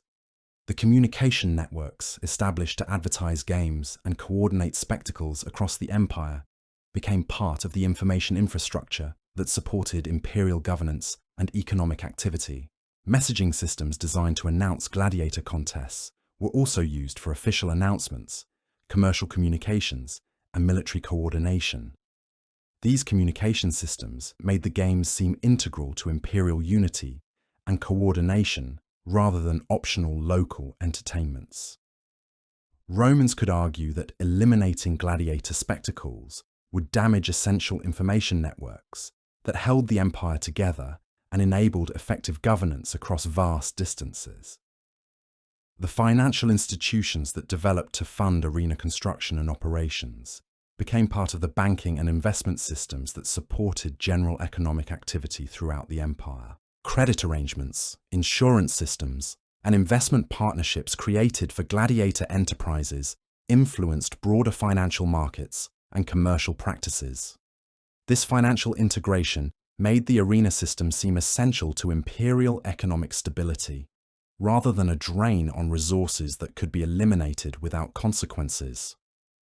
Romans could argue that the games generated employment, investment returns, and economic activity that supported broader prosperity and fiscal health. The social welfare functions performed by the games created dependencies that made them seem necessary for maintaining public order and social stability. Free entertainment, food distribution, and employment opportunities connected to arena activities provided social services that government would otherwise need to supply through different mechanisms. This welfare integration made the games seem like essential social programs rather than luxurious entertainments that society could afford to abandon. Romans could argue that eliminating gladiator spectacles would create social problems and unrest that would be more costly and dangerous than maintaining the current system. The psychological dependencies created by regular exposure to arena violence made change seem impossible, even for Romans who recognized the system's problems. People who had grown up with gladiator games as central features of their social and emotional lives couldn't imagine alternatives that would provide equivalent satisfaction and meaning. This psychological entrenchment created resistance to reform that went beyond vested economic and political interests. Even Romans, who understood that the games were morally problematic, often felt that eliminating them would leave unbearable emptiness in their personal lives and social relationships. The cultural identity formation around arena participation made gladiator games seem essential to Romanness itself, rather than optional activities that could be modified or eliminated. People who define themselves as Romans, partly through their participation in and appreciation of gladiator spectacles, couldn't imagine maintaining their cultural identity without these experiences. This identity integration made opposition to the games seem like rejection of Roman civilization rather than reform of particular practices.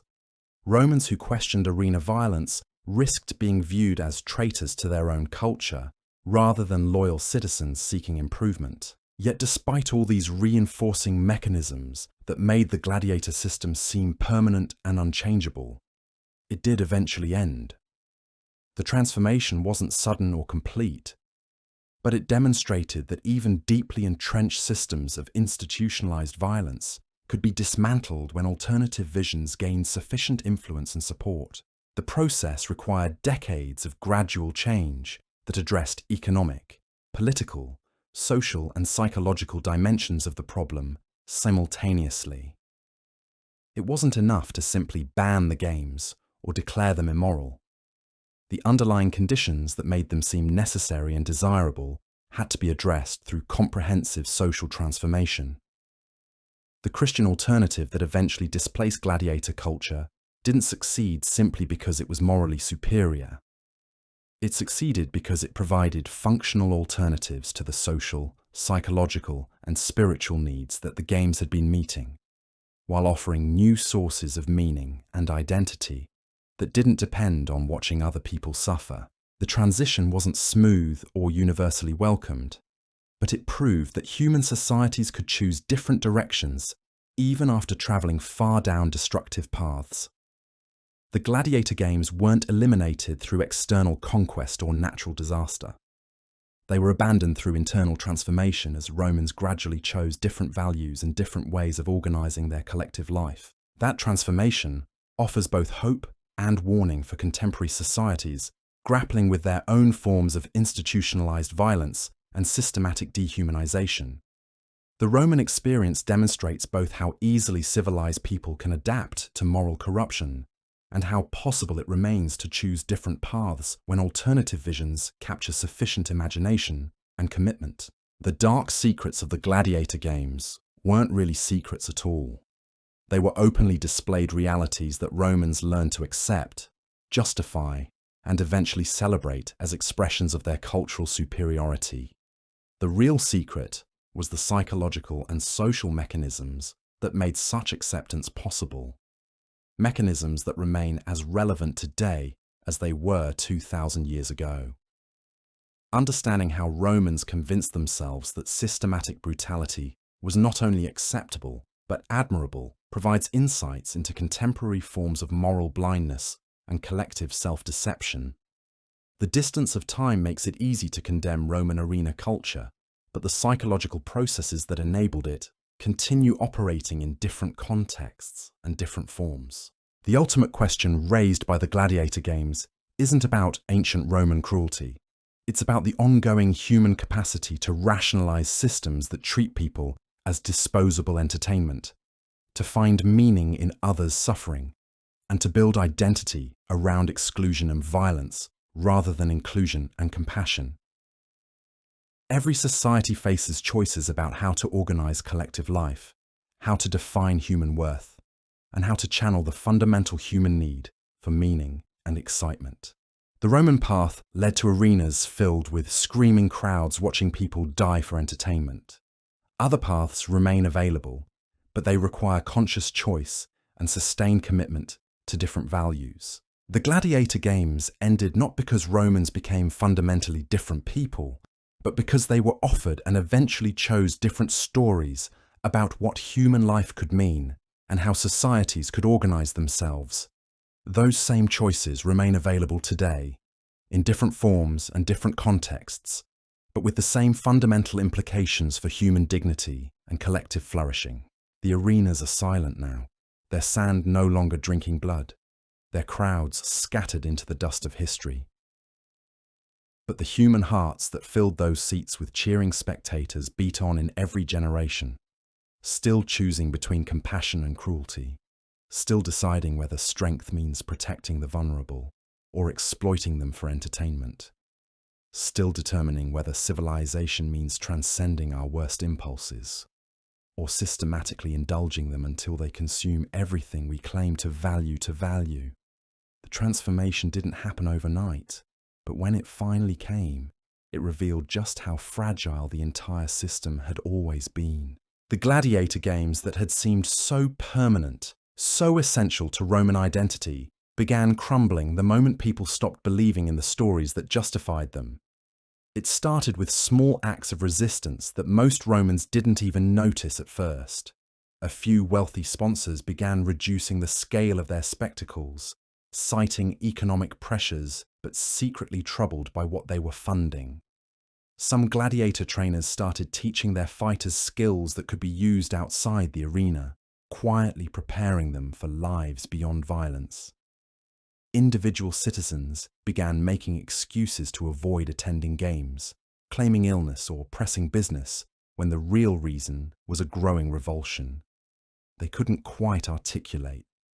These weren't coordinated protests or organized movements.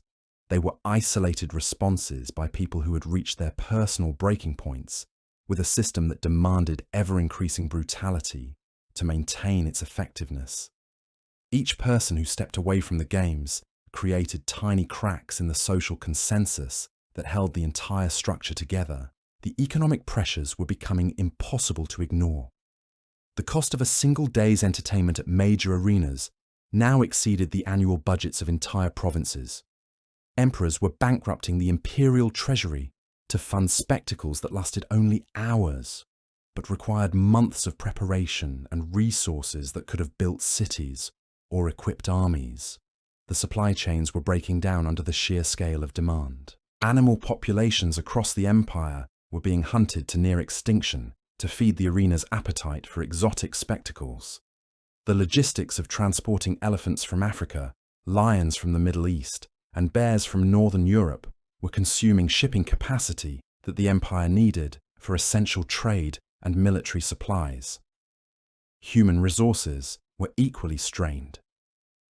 The endless demand for fresh gladiators was outpacing the supply of prisoners and volunteers, forcing organizers to rely increasingly on kidnapping, fraud, and coercion to fill their schools. The quality of fighters was declining as desperate owners accepted anyone who could hold a weapon, regardless of training or ability. This decline in spectacle quality created a vicious cycle that accelerated the system's collapse. Audiences who had been conditioned to expect escalating violence became bored with inferior performances, leading to riots and civil disturbances when games failed to meet their expectations. The very crowds that the games were supposed to pacify were becoming sources of instability that threatened public order. The administrative burden had grown beyond the capacity of even Rome's sophisticated bureaucracy to manage effectively, coordinating the movement of thousands of animals and fighters across the empire, maintaining dozens of training facilities, managing complex betting systems, and satisfying the entertainment demands of millions of citizens required resources that were desperately needed elsewhere. Provincial governors were spending more time organizing gladiator spectacles than governing their territories. Military commanders were diverting troops and supplies to support arena operations rather than defending borders or maintaining peace. The empire's attention and energy were being consumed by entertainment logistics, while genuine threats to imperial security went unaddressed. The international implications were becoming increasingly problematic as Rome's reputation for spectacular cruelty began damaging diplomatic relationships and trade partnerships. Foreign rulers who had once been impressed by Roman power were increasingly repulsed by Roman entertainment practices, making it harder to maintain the peaceful relationships that were essential for imperial prosperity. The empire's cultural influence, which had once been seen as a mark of sophistication and advancement, was becoming associated with moral corruption and systematic brutality. Regions that had eagerly adopted Roman customs and institutions began rejecting aspects of Roman culture that seemed too closely connected to arena violence. This cultural resistance created political problems as local elites, who had built their authority partly on their connection to Roman entertainment practices, found themselves caught between imperial expectations and local opposition. The games that were supposed to demonstrate Roman superiority were instead creating resentment and resistance throughout the empire. The religious dimensions of the crisis were equally complex. Traditional Roman religion had become so intertwined with gladiator spectacles that questioning the games seemed to require abandoning the ancestral faith that had supposedly blessed Roman expansion and prosperity. Yet the moral contradictions were becoming impossible for thoughtful Romans to ignore or rationalize. The mystery cults and foreign religions that offered alternatives to traditional Roman spirituality were gaining converts. partly because they provided ethical frameworks that didn't require celebrating human suffering as divine entertainment. People who were troubled by arena violence found in these alternative faiths permission to trust their moral instincts rather than suppress them. Christianity posed the most direct challenge to gladiator culture because it explicitly rejected the fundamental assumptions on which the games were based. Where Roman culture celebrated power through domination, Christianity preached strength through service. Where the games found meaning in spectacular death, Christian theology discovered purpose in sacrificial life. But the Christian critique went deeper than simple moral opposition. Christians offered a completely different understanding of human nature and social organization that made the gladiator system seem not just wrong, but unnecessary. If people were capable of compassion, creativity, and cooperation when given appropriate social structures, then violent entertainment wasn't required to maintain order or provide meaning. This alternative vision gained credibility as Christian communities demonstrated their ability to create stable, prosperous societies without relying on institutionalized violence for entertainment or social control. The success of Christian social organization provided practical evidence that the assumptions underlying gladiator culture might be fundamentally flawed. The conversion of Constantine in 312 AD represented a tipping point where imperial authority began actively supporting alternatives to gladiator culture rather than simply tolerating them. But even with imperial backing, the transformation took decades to complete because the games had become so deeply embedded in Roman social and economic structures. The dismantling process required careful planning to avoid triggering social collapse or economic disaster. Arena spectacles couldn't be banned overnight without creating massive unemployment, destroying significant investments, and eliminating social institutions that provided important community functions beyond mere entertainment. Instead, the games were gradually reduced in scale and frequency, while alternative forms of public entertainment and social organization were developed to fill the psychological and cultural needs that the arenas had been meeting. The process was slow and sometimes controversial, but it avoided the chaos that might have resulted from more sudden changes. The economic transition was managed through programs that retrained gladiator school personnel for other occupations, converted arena facilities to alternative uses, and redirected the resources that had supported the games toward infrastructure projects and social services that provided employment while serving more constructive purposes. The psychological adjustment proved more challenging than the economic or logistical changes. Romans had to learn new ways of finding excitement and meaning in their lives that didn't involve watching other people suffer. They needed to develop emotional skills and social relationships that had been systematically suppressed by centuries of gladiator culture. Some adapted successfully to this transformation, discovering that normal human relationships and productive work could provide satisfaction that was deeper and more lasting than the temporary thrills of arena violence. These individuals became advocates for the new social order and helped others navigate the transition from gladiator culture to more humane forms of community life. Others struggled with the change, experiencing what we would now recognize as withdrawal symptoms from their addiction to spectacular violence. They felt bored, restless, and emotionally empty without the intense stimulation that arena spectacles had provided. Some never fully adapted to the new cultural environment and remained nostalgic for the violent entertainments of their youth. The generational differences were particularly striking. Children who were raised without regular exposure to gladiator games showed remarkable improvements in empathy, social cooperation, and emotional stability compared to their parents and grandparents. This provided compelling evidence that the psychological damage associated with arena culture wasn't an inevitable aspect of human nature, but a learned response to specific social conditions. The architectural legacy of the gladiator system was gradually transformed as arena buildings were converted to serve different purposes. The Colosseum became a fortress, then a residential complex, then a site for religious activities. Other amphitheatres were transformed into marketplaces, storage facilities, and eventually churches and monasteries. This physical transformation reflected the broader cultural shift, as spaces that had once celebrated human suffering became centres for healing, learning, and spiritual development. The same buildings that had housed systematic violence were repurposed to support community activities that brought out humanity's better qualities, rather than exploiting its worst impulses. The knowledge and skills that had been developed to support gladiator operations were redirected toward more constructive purposes.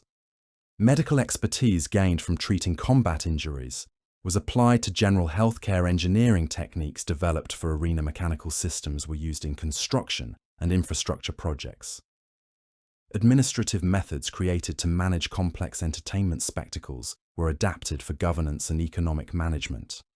This redirection of human talent and institutional knowledge demonstrated that the capabilities that had made the gladiator system so efficient could be equally effective when applied to more beneficial purposes. The same organizational skills that had coordinated mass murder for entertainment could coordinate construction projects, agricultural programs, and educational initiatives that improved rather than degraded human life. The international relationships that had been built around supplying animals and gladiators for Roman games were gradually transformed into trade partnerships focused on more constructive goods and services.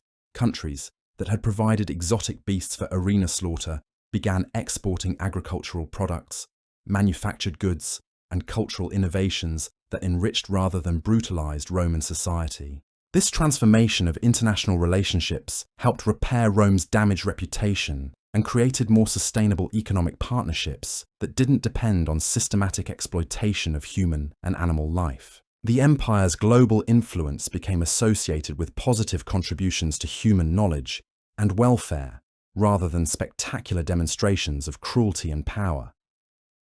The legal system underwent fundamental reforms as laws that had channeled people into arena combat were replaced with procedures designed to rehabilitate offenders and protect society through constructive rather than destructive means. The courts that had once functioned as supply chains for entertainment became institutions focused on justice, reconciliation, and social healing. This legal transformation required developing new approaches to crime and punishment that emphasized restoration over retribution and protection over vengeance. The process wasn't simple or universally successful, but it represented a fundamental shift in how Roman society understood the purposes and methods of law enforcement. The educational system was similarly transformed, as curricula that had celebrated arena violence were replaced with programs that emphasized different values and skills. Students learned about Roman history and culture through examples that highlighted achievements in engineering, law, literature, and governance, rather than memorable spectacles of cruelty and death. This educational reform was crucial for ensuring that future generations would grow up with different expectations and values than their predecessors. Children who learned to admire Roman achievements in architecture, philosophy, and social organization were less likely to develop the psychological dependencies on violent entertainment that had characterized earlier generations. The military establishment adapted to the new cultural environment by emphasizing professional competence, strategic thinking, and disciplined service, rather than the theatrical violence and individual combat skills that had been prized during the gladiator era. Soldiers were trained to be effective defenders of the empire rather than entertaining fighters who could put on good shows for civilian audiences. This military transformation actually improved Roman defensive capabilities because it focused resources on genuine strategic threats, rather than the entertainment value of military activities.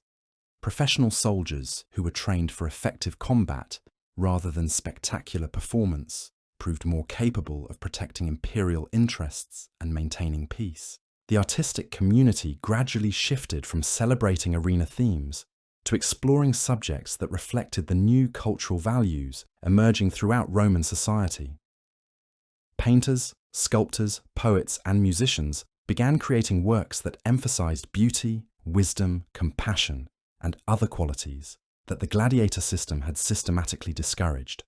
This artistic transformation both reflected and reinforced the broader cultural changes occurring throughout the empire. Art that celebrated human dignity and creative achievement helped Romans develop new models of what their civilization could become when it wasn't organized around systematic violence and institutionalized cruelty.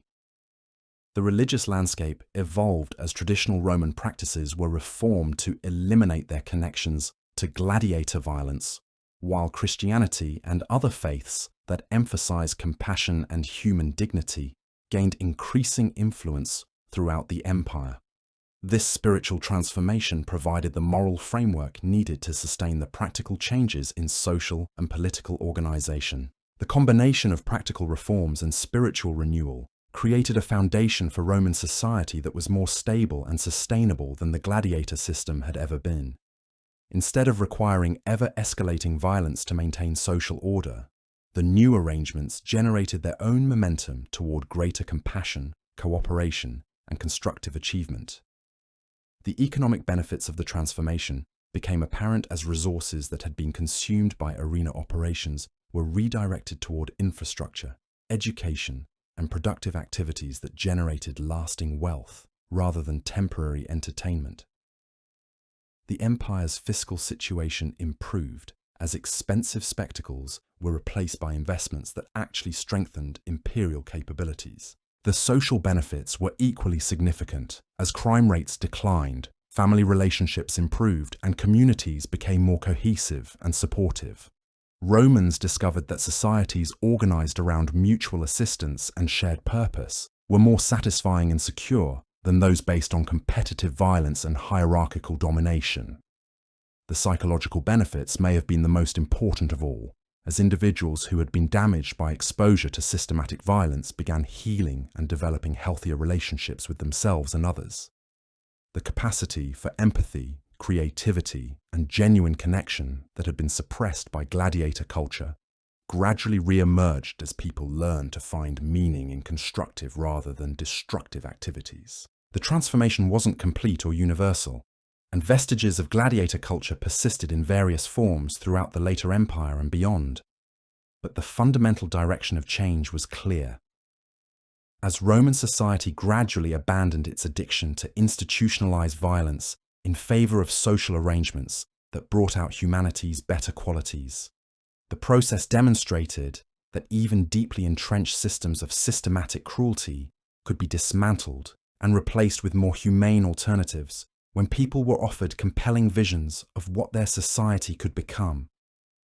The changes required time, planning, and sustained commitment, but they proved that human communities could choose different paths even after traveling far in destructive directions. The legacy of this transformation extended far beyond the Roman Empire itself, influencing the development of Western civilization's approaches to law, governance, education, and social organization.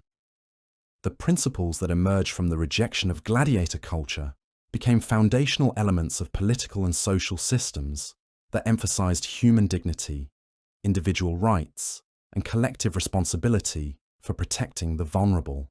But perhaps the most important legacy was the demonstration that moral progress was possible even under the most discouraging circumstances.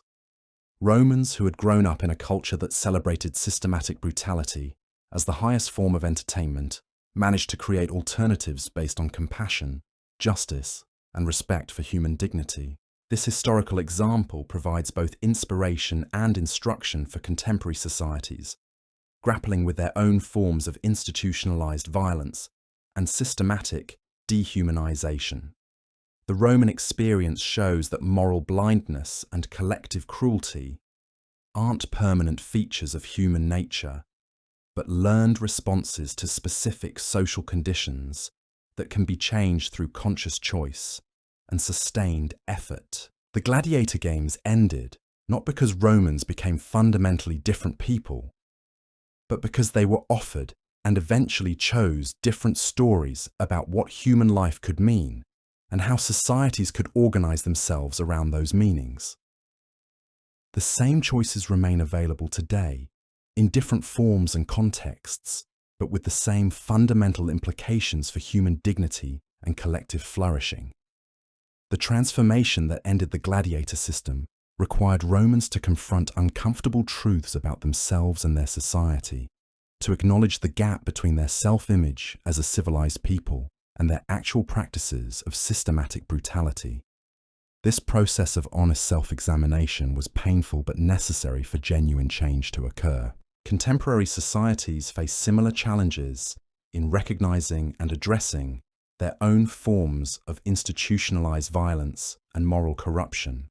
The Roman example suggests that such transformation is possible, but requires the same kind of courage, commitment, and willingness to choose different values, even when those choices involve significant costs and uncertainties. The dark secrets of the Gladiator Games weren't really secrets at all, but openly practiced realities that Romans learned to accept, justify, and celebrate as expressions of their cultural superiority. The real secret was the gradual process through which ordinary people convinced themselves that extraordinary cruelty was not only acceptable, but necessary for social order and personal fulfillment. Understanding this process provides insights into how civilized societies can drift toward systematic inhumanity and how they can find their way back toward more compassionate and sustainable forms of social organization. The distance of time makes it easy to condemn Roman arena culture, but the psychological and social mechanisms that enabled it continue operating in different contexts throughout the world. The ultimate question raised by the Gladiator Games isn't about ancient Roman cruelty, but about the ongoing human capacity to rationalize systems that treat people as disposable, to find meaning in others' suffering, and to build identity around exclusion and violence rather than inclusion and compassion. Every society faces these choices in some form, and the Roman experience provides both warning and hope about the directions those choices can lead. The arenas fell silent not through conquest or natural disaster, but through the gradual awakening of human conscience and the patient work of building alternative forms of community life. The same processes of moral transformation remain available today, requiring the same courage to imagine different possibilities and the same commitment to sustained work toward more humane forms of collective existence. In the end, the Gladiator Games represent both humanity's capacity for systematic evil and its potential for moral transformation. They remind us that the line between civilization and barbarism is maintained not through superior technology or cultural sophistication, but through conscious choices about values and the social structures that embody those values in daily life. The Roman story shows that those choices matter, that they have consequences that echo through generations, and that it's never too late to choose differently if we have the courage to face honestly what our choices have created and the wisdom to imagine what they could create instead.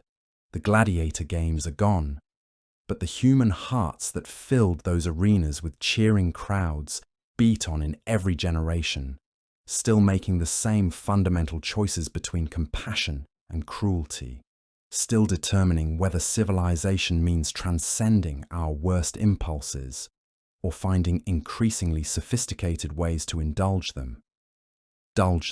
The final chapter of this nightmare reveals perhaps the most chilling truth of all. The Gladiator Games didn't disappear because Romans suddenly developed moral clarity or divine intervention struck them down. They faded because the empire itself was dying.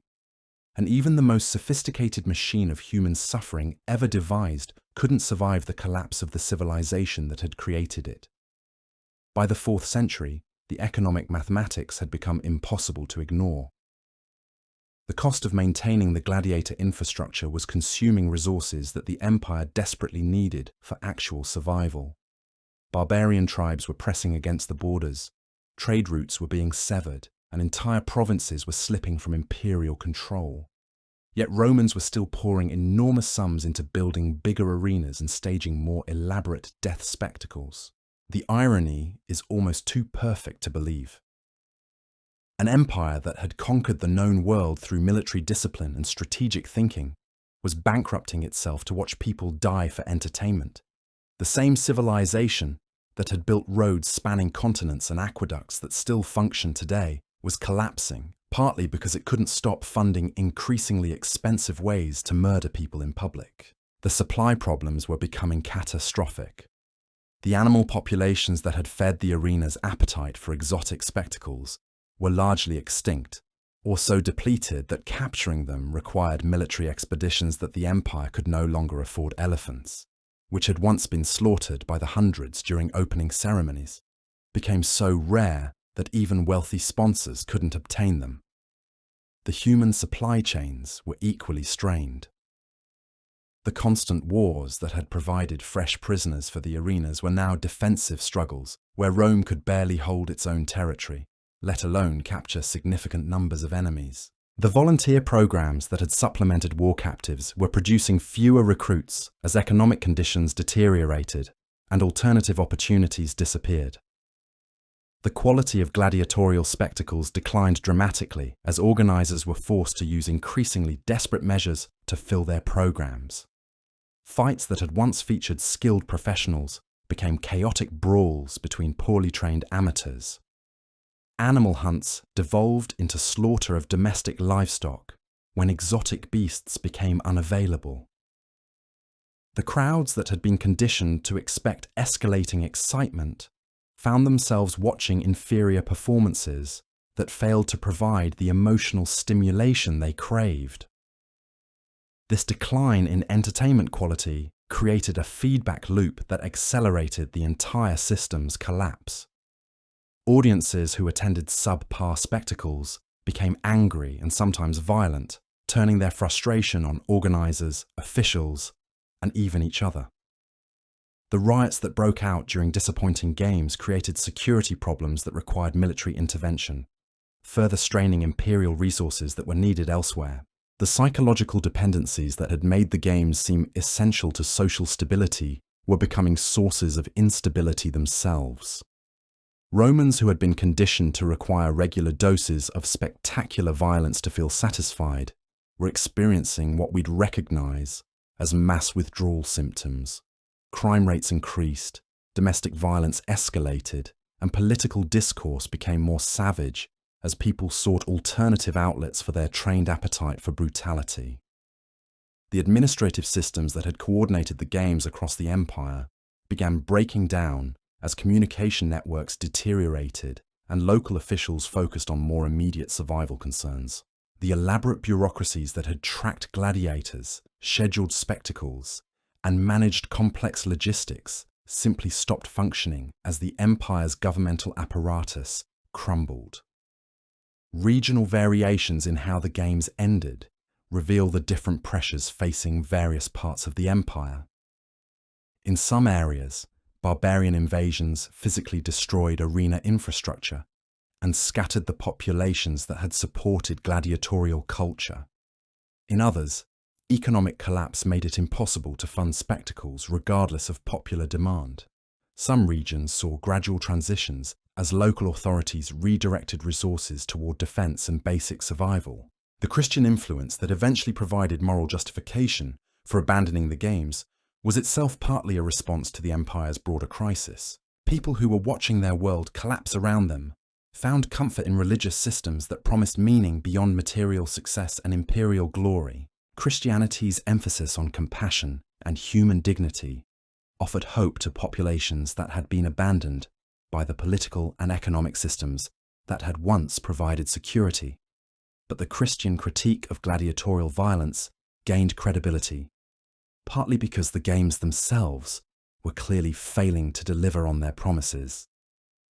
A system that was supposed to maintain social order through entertainment was instead creating disorder.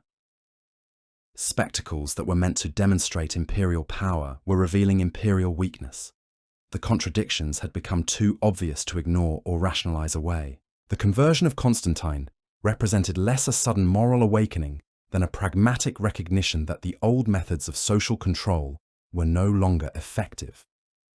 Supporting Christianity allowed the emperor to tap into growing religious movements while distancing imperial authority from entertainment practices that were becoming economically and politically counterproductive.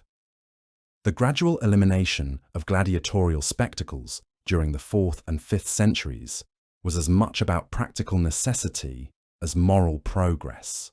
Officials who might have personally enjoyed the games simply couldn't justify spending scarce resources on entertainment when barbarian armies were threatening major cities and basic government services were breaking down. The infrastructure decay tells the story more clearly than any written records. Archaeological evidence shows that arena buildings throughout the empire began being cannibalized for construction materials as early as the 3rd century.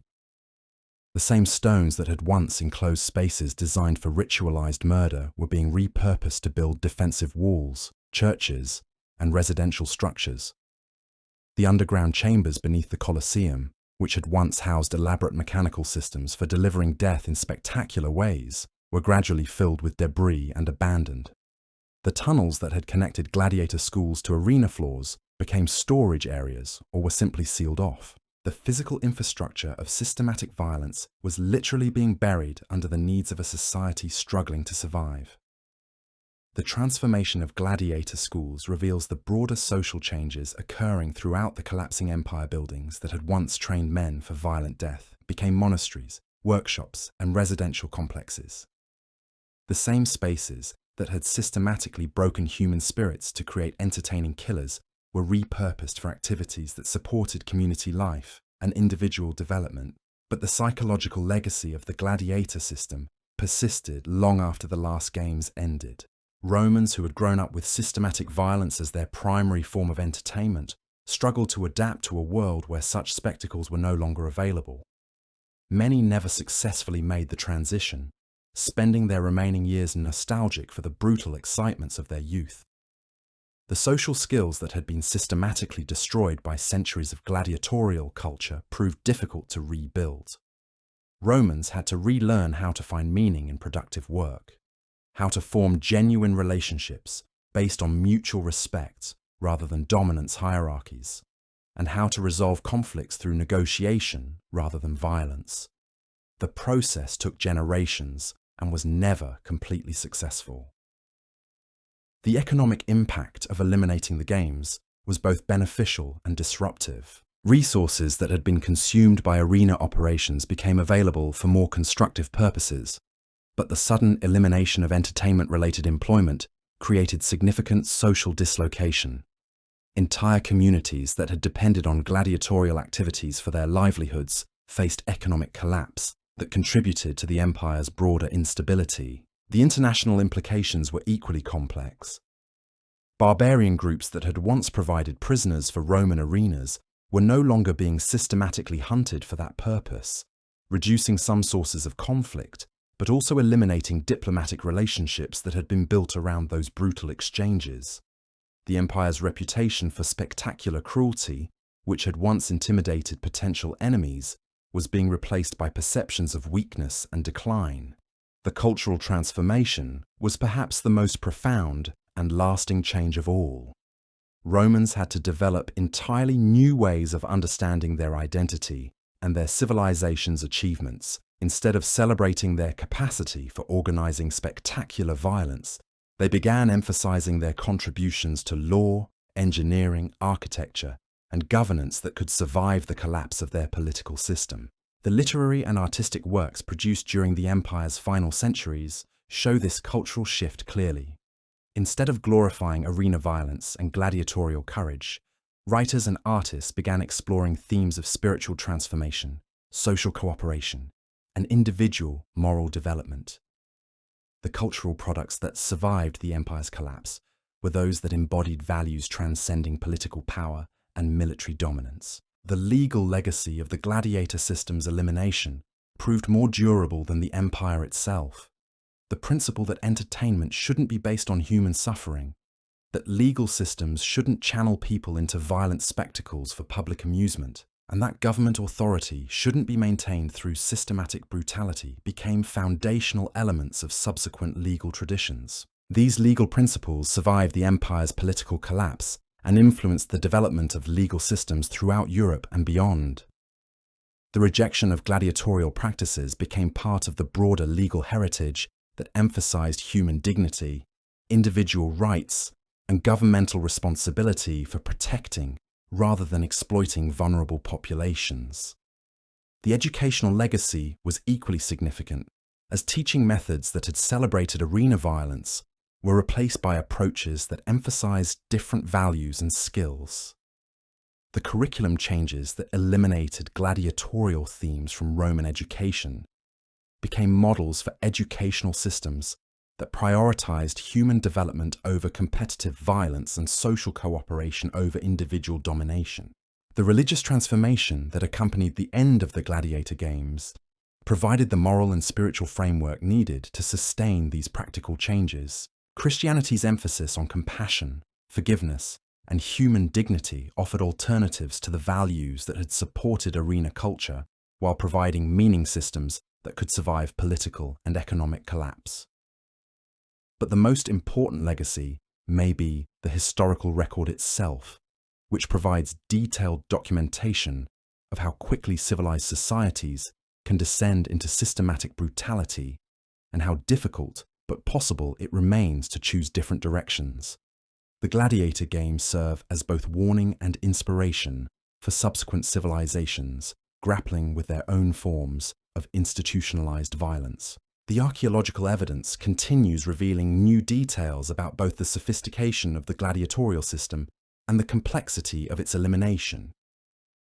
Excavations at arena sites throughout the former empire show how these spaces were gradually transformed from centers of violence to locations supporting community activities that brought out humanity's better qualities rather than its worst impulses. The skeletal remains of gladiators found in ancient cemeteries tell stories of systematic brutalization that went far beyond what historical texts describe. Medical analysis reveals patterns of injury, malnutrition, and psychological stress that demonstrate the human cost of a system designed to transform people into entertaining killers for public amusement. The economic records preserved in ancient archives show the staggering financial cost of maintaining the gladiatorial infrastructure and the economic benefits that resulted from redirecting those resources toward more constructive purposes. The empire's fiscal situation improved significantly when expensive spectacles were replaced by investments that actually strengthened imperial capabilities rather than simply providing temporary entertainment.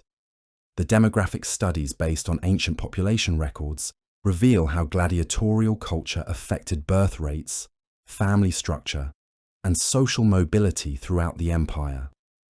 The systematic violence that characterized arena entertainment had profound impacts on Roman society that extended far beyond the immediate participants and spectators. The technological legacy of the gladiator system includes both the mechanical innovations developed to facilitate arena spectacles and the knowledge gained about human psychology through systematic observation of how people respond to witnessing extreme violence.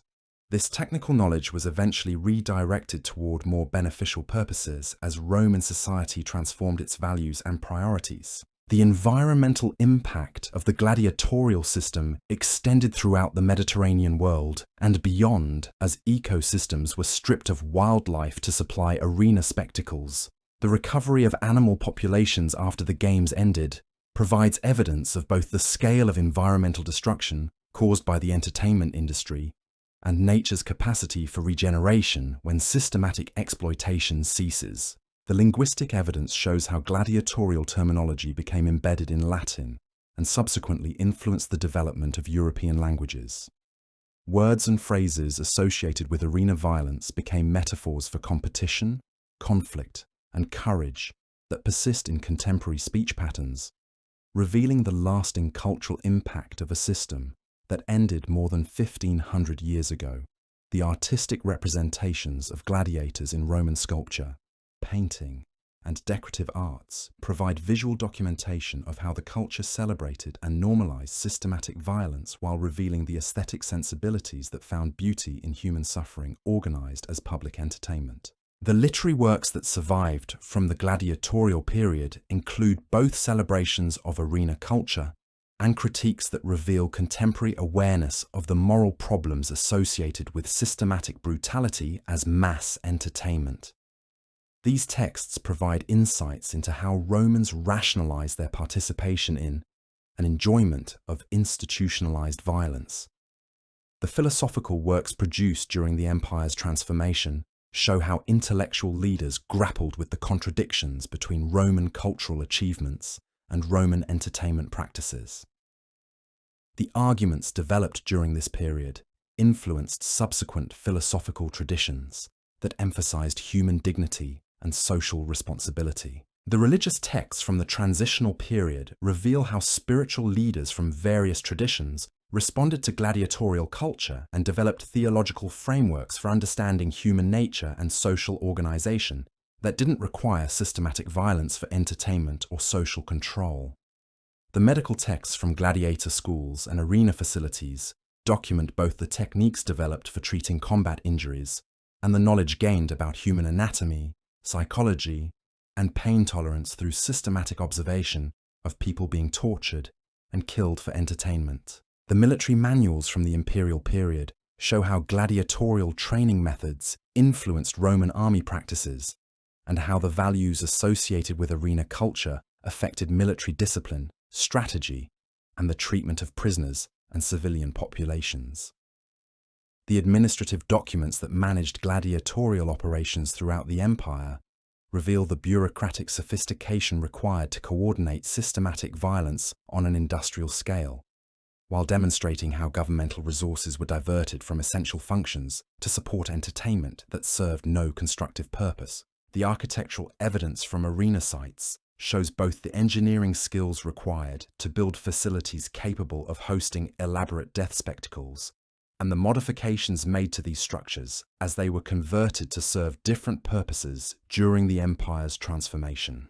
The economic analysis of gladiatorial operations reveals the business models that made systematic violence profitable for private entrepreneurs, while imposing enormous costs on imperial resources and provincial populations that had to support the infrastructure and supply chains needed for arena entertainment.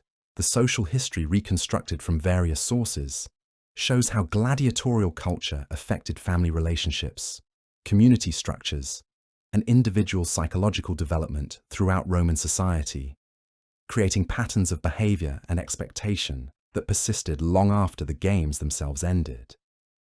The comparative studies that examine gladiatorial practices alongside similar systems in other cultures reveal both the unique aspects of Roman arena entertainment and the universal psychological mechanisms that make systematic violence appealing to certain populations under specific social conditions. In the end, the Gladiator Games represent one of history's most comprehensive examples of how sophisticated civilizations can organize systematic brutality as mass entertainment while convincing themselves that such practices demonstrate cultural superiority rather than moral corruption.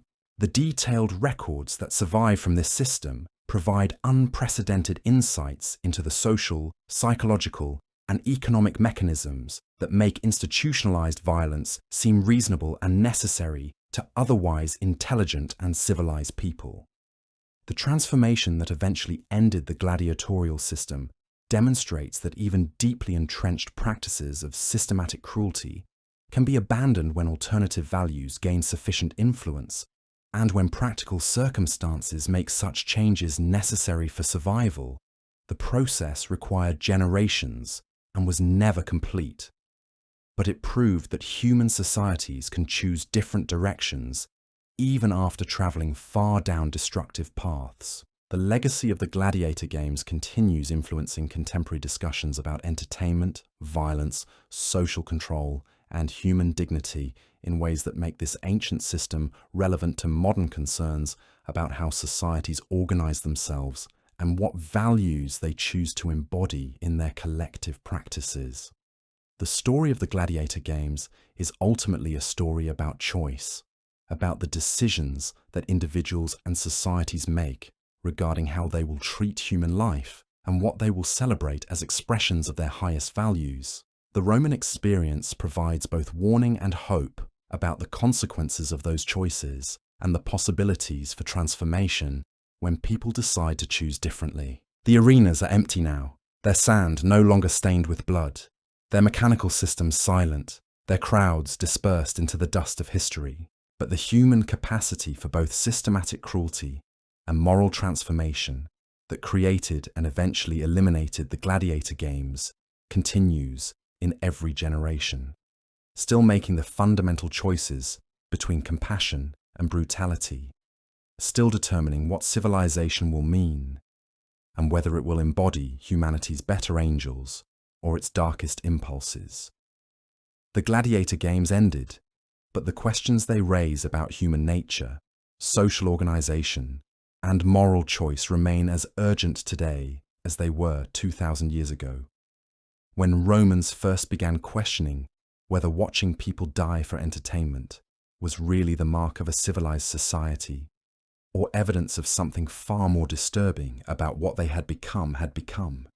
The questions they raised have echoed through every subsequent civilization that has grappled with the tension between entertainment and humanity, between spectacle and compassion. Medieval tournaments carried traces of arena psychology. Public executions drew crowds hungry for the same thrills Romans had craved. And even today we see remnants of that ancient appetite in how violence is packaged, marketed, and consumed as entertainment. The psychological mechanisms that made the Gladiator Games possible didn't disappear when the last arena fell silent. They adapted, evolved, found new expressions in different cultural contexts. The same human capacity for rationalization that allowed Romans to convince themselves that systematic brutality was civilized entertainment continues operating in contemporary societies that have learned to justify their own forms of institutionalized violence and dehumanization. Understanding the gladiator system reveals uncomfortable truths about how easily normal people can adapt to moral corruption when it's presented gradually, wrapped in appealing narratives, and reinforced through social pressure and economic incentives. The Romans who filled those arenas weren't monsters. They were ordinary human beings who had been conditioned to find meaning and excitement in the suffering of others. The conditioning process was so subtle and systematic that most Romans never recognized what was happening to them. Each generation grew up with slightly more violence than the previous one, their baseline for acceptable brutality shifting incrementally until behaviors that would have horrified their ancestors seemed perfectly reasonable. The psychological manipulation was so sophisticated that victims often thank their oppressors for the privilege of dying for entertainment. This reveals something profound and disturbing about human psychology that extends far beyond ancient Rome. People have an extraordinary capacity to adapt to almost any social environment, to internalize the values and expectations of their culture, even when those values involve systematic cruelty. The same adaptability that allows humans to thrive in diverse environments can also enable them to participate in atrocities while maintaining their self-image as decent, moral individuals. The Roman experience demonstrates that moral blindness isn't a failure of individual character, but a predictable response to specific social conditions. When systematic violence is normalized through gradual exposure, justified through elaborate narratives, and reinforced through institutional structures, ordinary people can learn to celebrate cruelty as virtue and mistake, brutality for strength. But the story also reveals that these same psychological mechanisms can work in reverse. The transformation that ended the Gladiator Games shows that people who have been conditioned to accept systematic violence can also learn to embrace compassion when offered compelling alternatives and appropriate social support. The capacity for moral corruption is matched by an equal capacity for moral regeneration. The process of transformation required more than simply declaring the games immoral or banning them through legislation. It demanded comprehensive changes in social structures, economic systems, educational practices, and cultural narratives that addressed the underlying conditions that had made systematic violence seem necessary and desirable. The Christian alternative that eventually displaced gladiator culture succeeded not just because it was morally superior, but because it provided functional substitutes for the psychological and social needs that the games had been meeting. It offered meaning without requiring the suffering of others, excitement without demanding spectacular death, and community without necessitating shared participation in ritualized killing. The transformation also required acknowledging the genuine human needs that the gladiator system had been meeting. Even if through destructive means, people do need excitement, meaning, and social connection. They do need to feel powerful and significant. They do need outlets for their emotions and ways to process the difficulties of existence. The challenge was finding ways to meet these needs that enhanced rather than degraded human dignity. The solutions that emerged from Rome's transformation became foundational elements of Western civilization's approach to law, governance, education, and social organization. The principles that entertainment shouldn't be based on human suffering, that legal systems shouldn't channel people into violent spectacles, and that government authority shouldn't be maintained through systematic brutality, influence the development of institutions that continue shaping contemporary society. But the legacy also includes sobering reminders about how fragile these achievements remain. The values that ended the Gladiator Games aren't automatically inherited by subsequent generations. They must be consciously chosen, actively maintained, and continuously renewed through the decisions that individuals and societies make about how they will organize their collective life. The detailed documentation of the gladiator system provides a kind of manual for recognizing the early stages of moral corruption before they become entrenched and irreversible. The patterns that led Romans to celebrate systematic brutality as entertainment can be identified in contemporary contexts where different forms of dehumanization are being normalized through similar psychological and social mechanisms. The Roman experience offers both warning and hope. It warns that civilized societies can drift towards systematic inhumanity more easily than their citizens recognize or acknowledge. But it also demonstrates that conscious choice and sustained effort can redirect even deeply corrupted cultures toward more compassionate and sustainable forms of social organization. The ultimate lesson isn't about ancient Roman cruelty, but about ongoing human responsibility. Every generation faces choices about what values it will embody, what practices it will tolerate, and what legacy it will leave for future societies.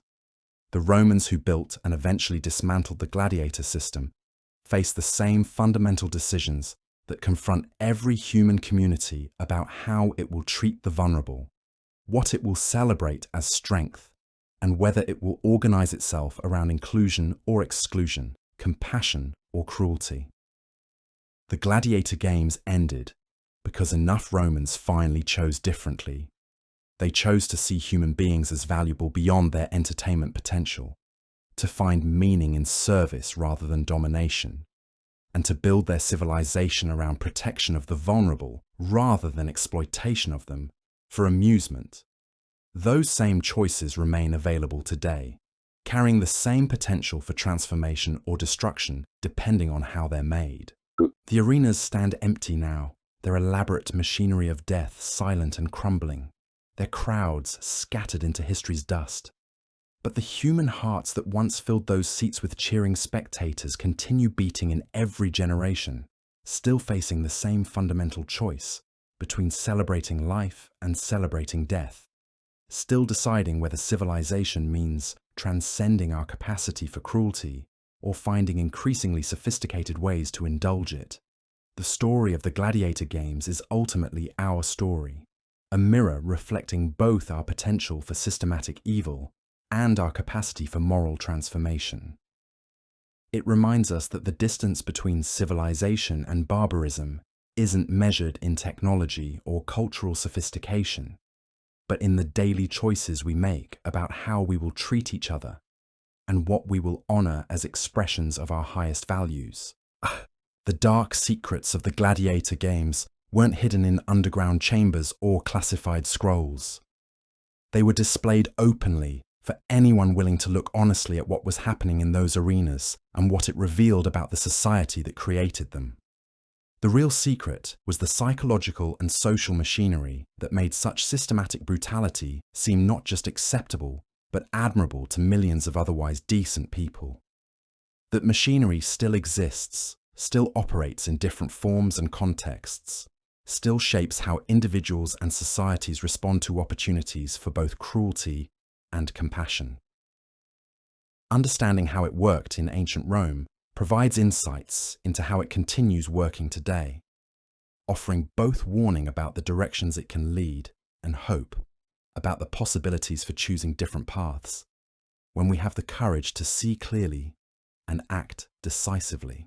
The Gladiator Games are gone, but the fundamental human struggle they represent continues in every heart that must choose between power and service, between entertainment that elevates and entertainment that degrades, between finding meaning through the suffering of others or through their flourishing. The Romans eventually chose transformation over destruction, compassion over cruelty, life over death. The same choices await us, carrying the same potential for either redemption or damnation, depending on how we respond to them. In the end, the greatest secret of the Gladiator Games may be this. They ended not because Romans became different people, but because they chose to become different people. That same possibility for transformation remains available to every individual and every society willing to face honestly what their choices have created and brave enough to imagine what different choices could create instead. The arenas are silent, but the choice echoes still, waiting for each generation to decide what civilization will mean and whether humanity's story will be one of transcendence or tragedy. So there you have it, the dark secrets of the Gladiator Games laid bare in all their horrifying complexity. What we've uncovered tonight isn't just ancient history, it's a roadmap showing exactly how civilized societies can drift towards systematic brutality, one small compromise at a time, until watching people die becomes not just entertainment, but a sacred duty. The Romans didn't wake up one morning and decide to build industrial-scale murder machines for public amusement. They got there through thousands of tiny steps, each one seeming reasonable at the time, each one making the next step easier to justify. Sound familiar? It should, because those same psychological mechanisms are still operating today, still shaping how we respond to suffering, still determining what we're willing to accept as normal. But here's the thing that should give us hope. The Gladiator Games didn't end because of conquest or natural disaster. They ended because people chose to end them. Romans who had grown up celebrating systematic violence eventually chose compassion over cruelty, service over domination, life over death. They proved that even the most entrenched systems of institutionalized brutality can be dismantled when enough people decide they're willing to imagine something better. The question we're left with isn't about ancient Rome, it's about us, right now, today. What are we choosing to celebrate? What are we willing to accept? What legacy are we building for the generations that come after us? The Gladiator Games are gone, but the human capacity for both systematic evil and moral transformation that created and eventually eliminated them lives on in every heart that beats, every choice that's made, every society that decides what civilization will mean. The arenas fell silent because Romans finally understood that true strength isn't found in dominating others, but in protecting them. That real entertainment doesn't require human suffering. That genuine civilization means lifting people up, not tearing them down for amusement. Those same revelations await us, if we have the courage to see clearly and act decisively. Thanks for joining me on this journey into humanity's darkest chapter.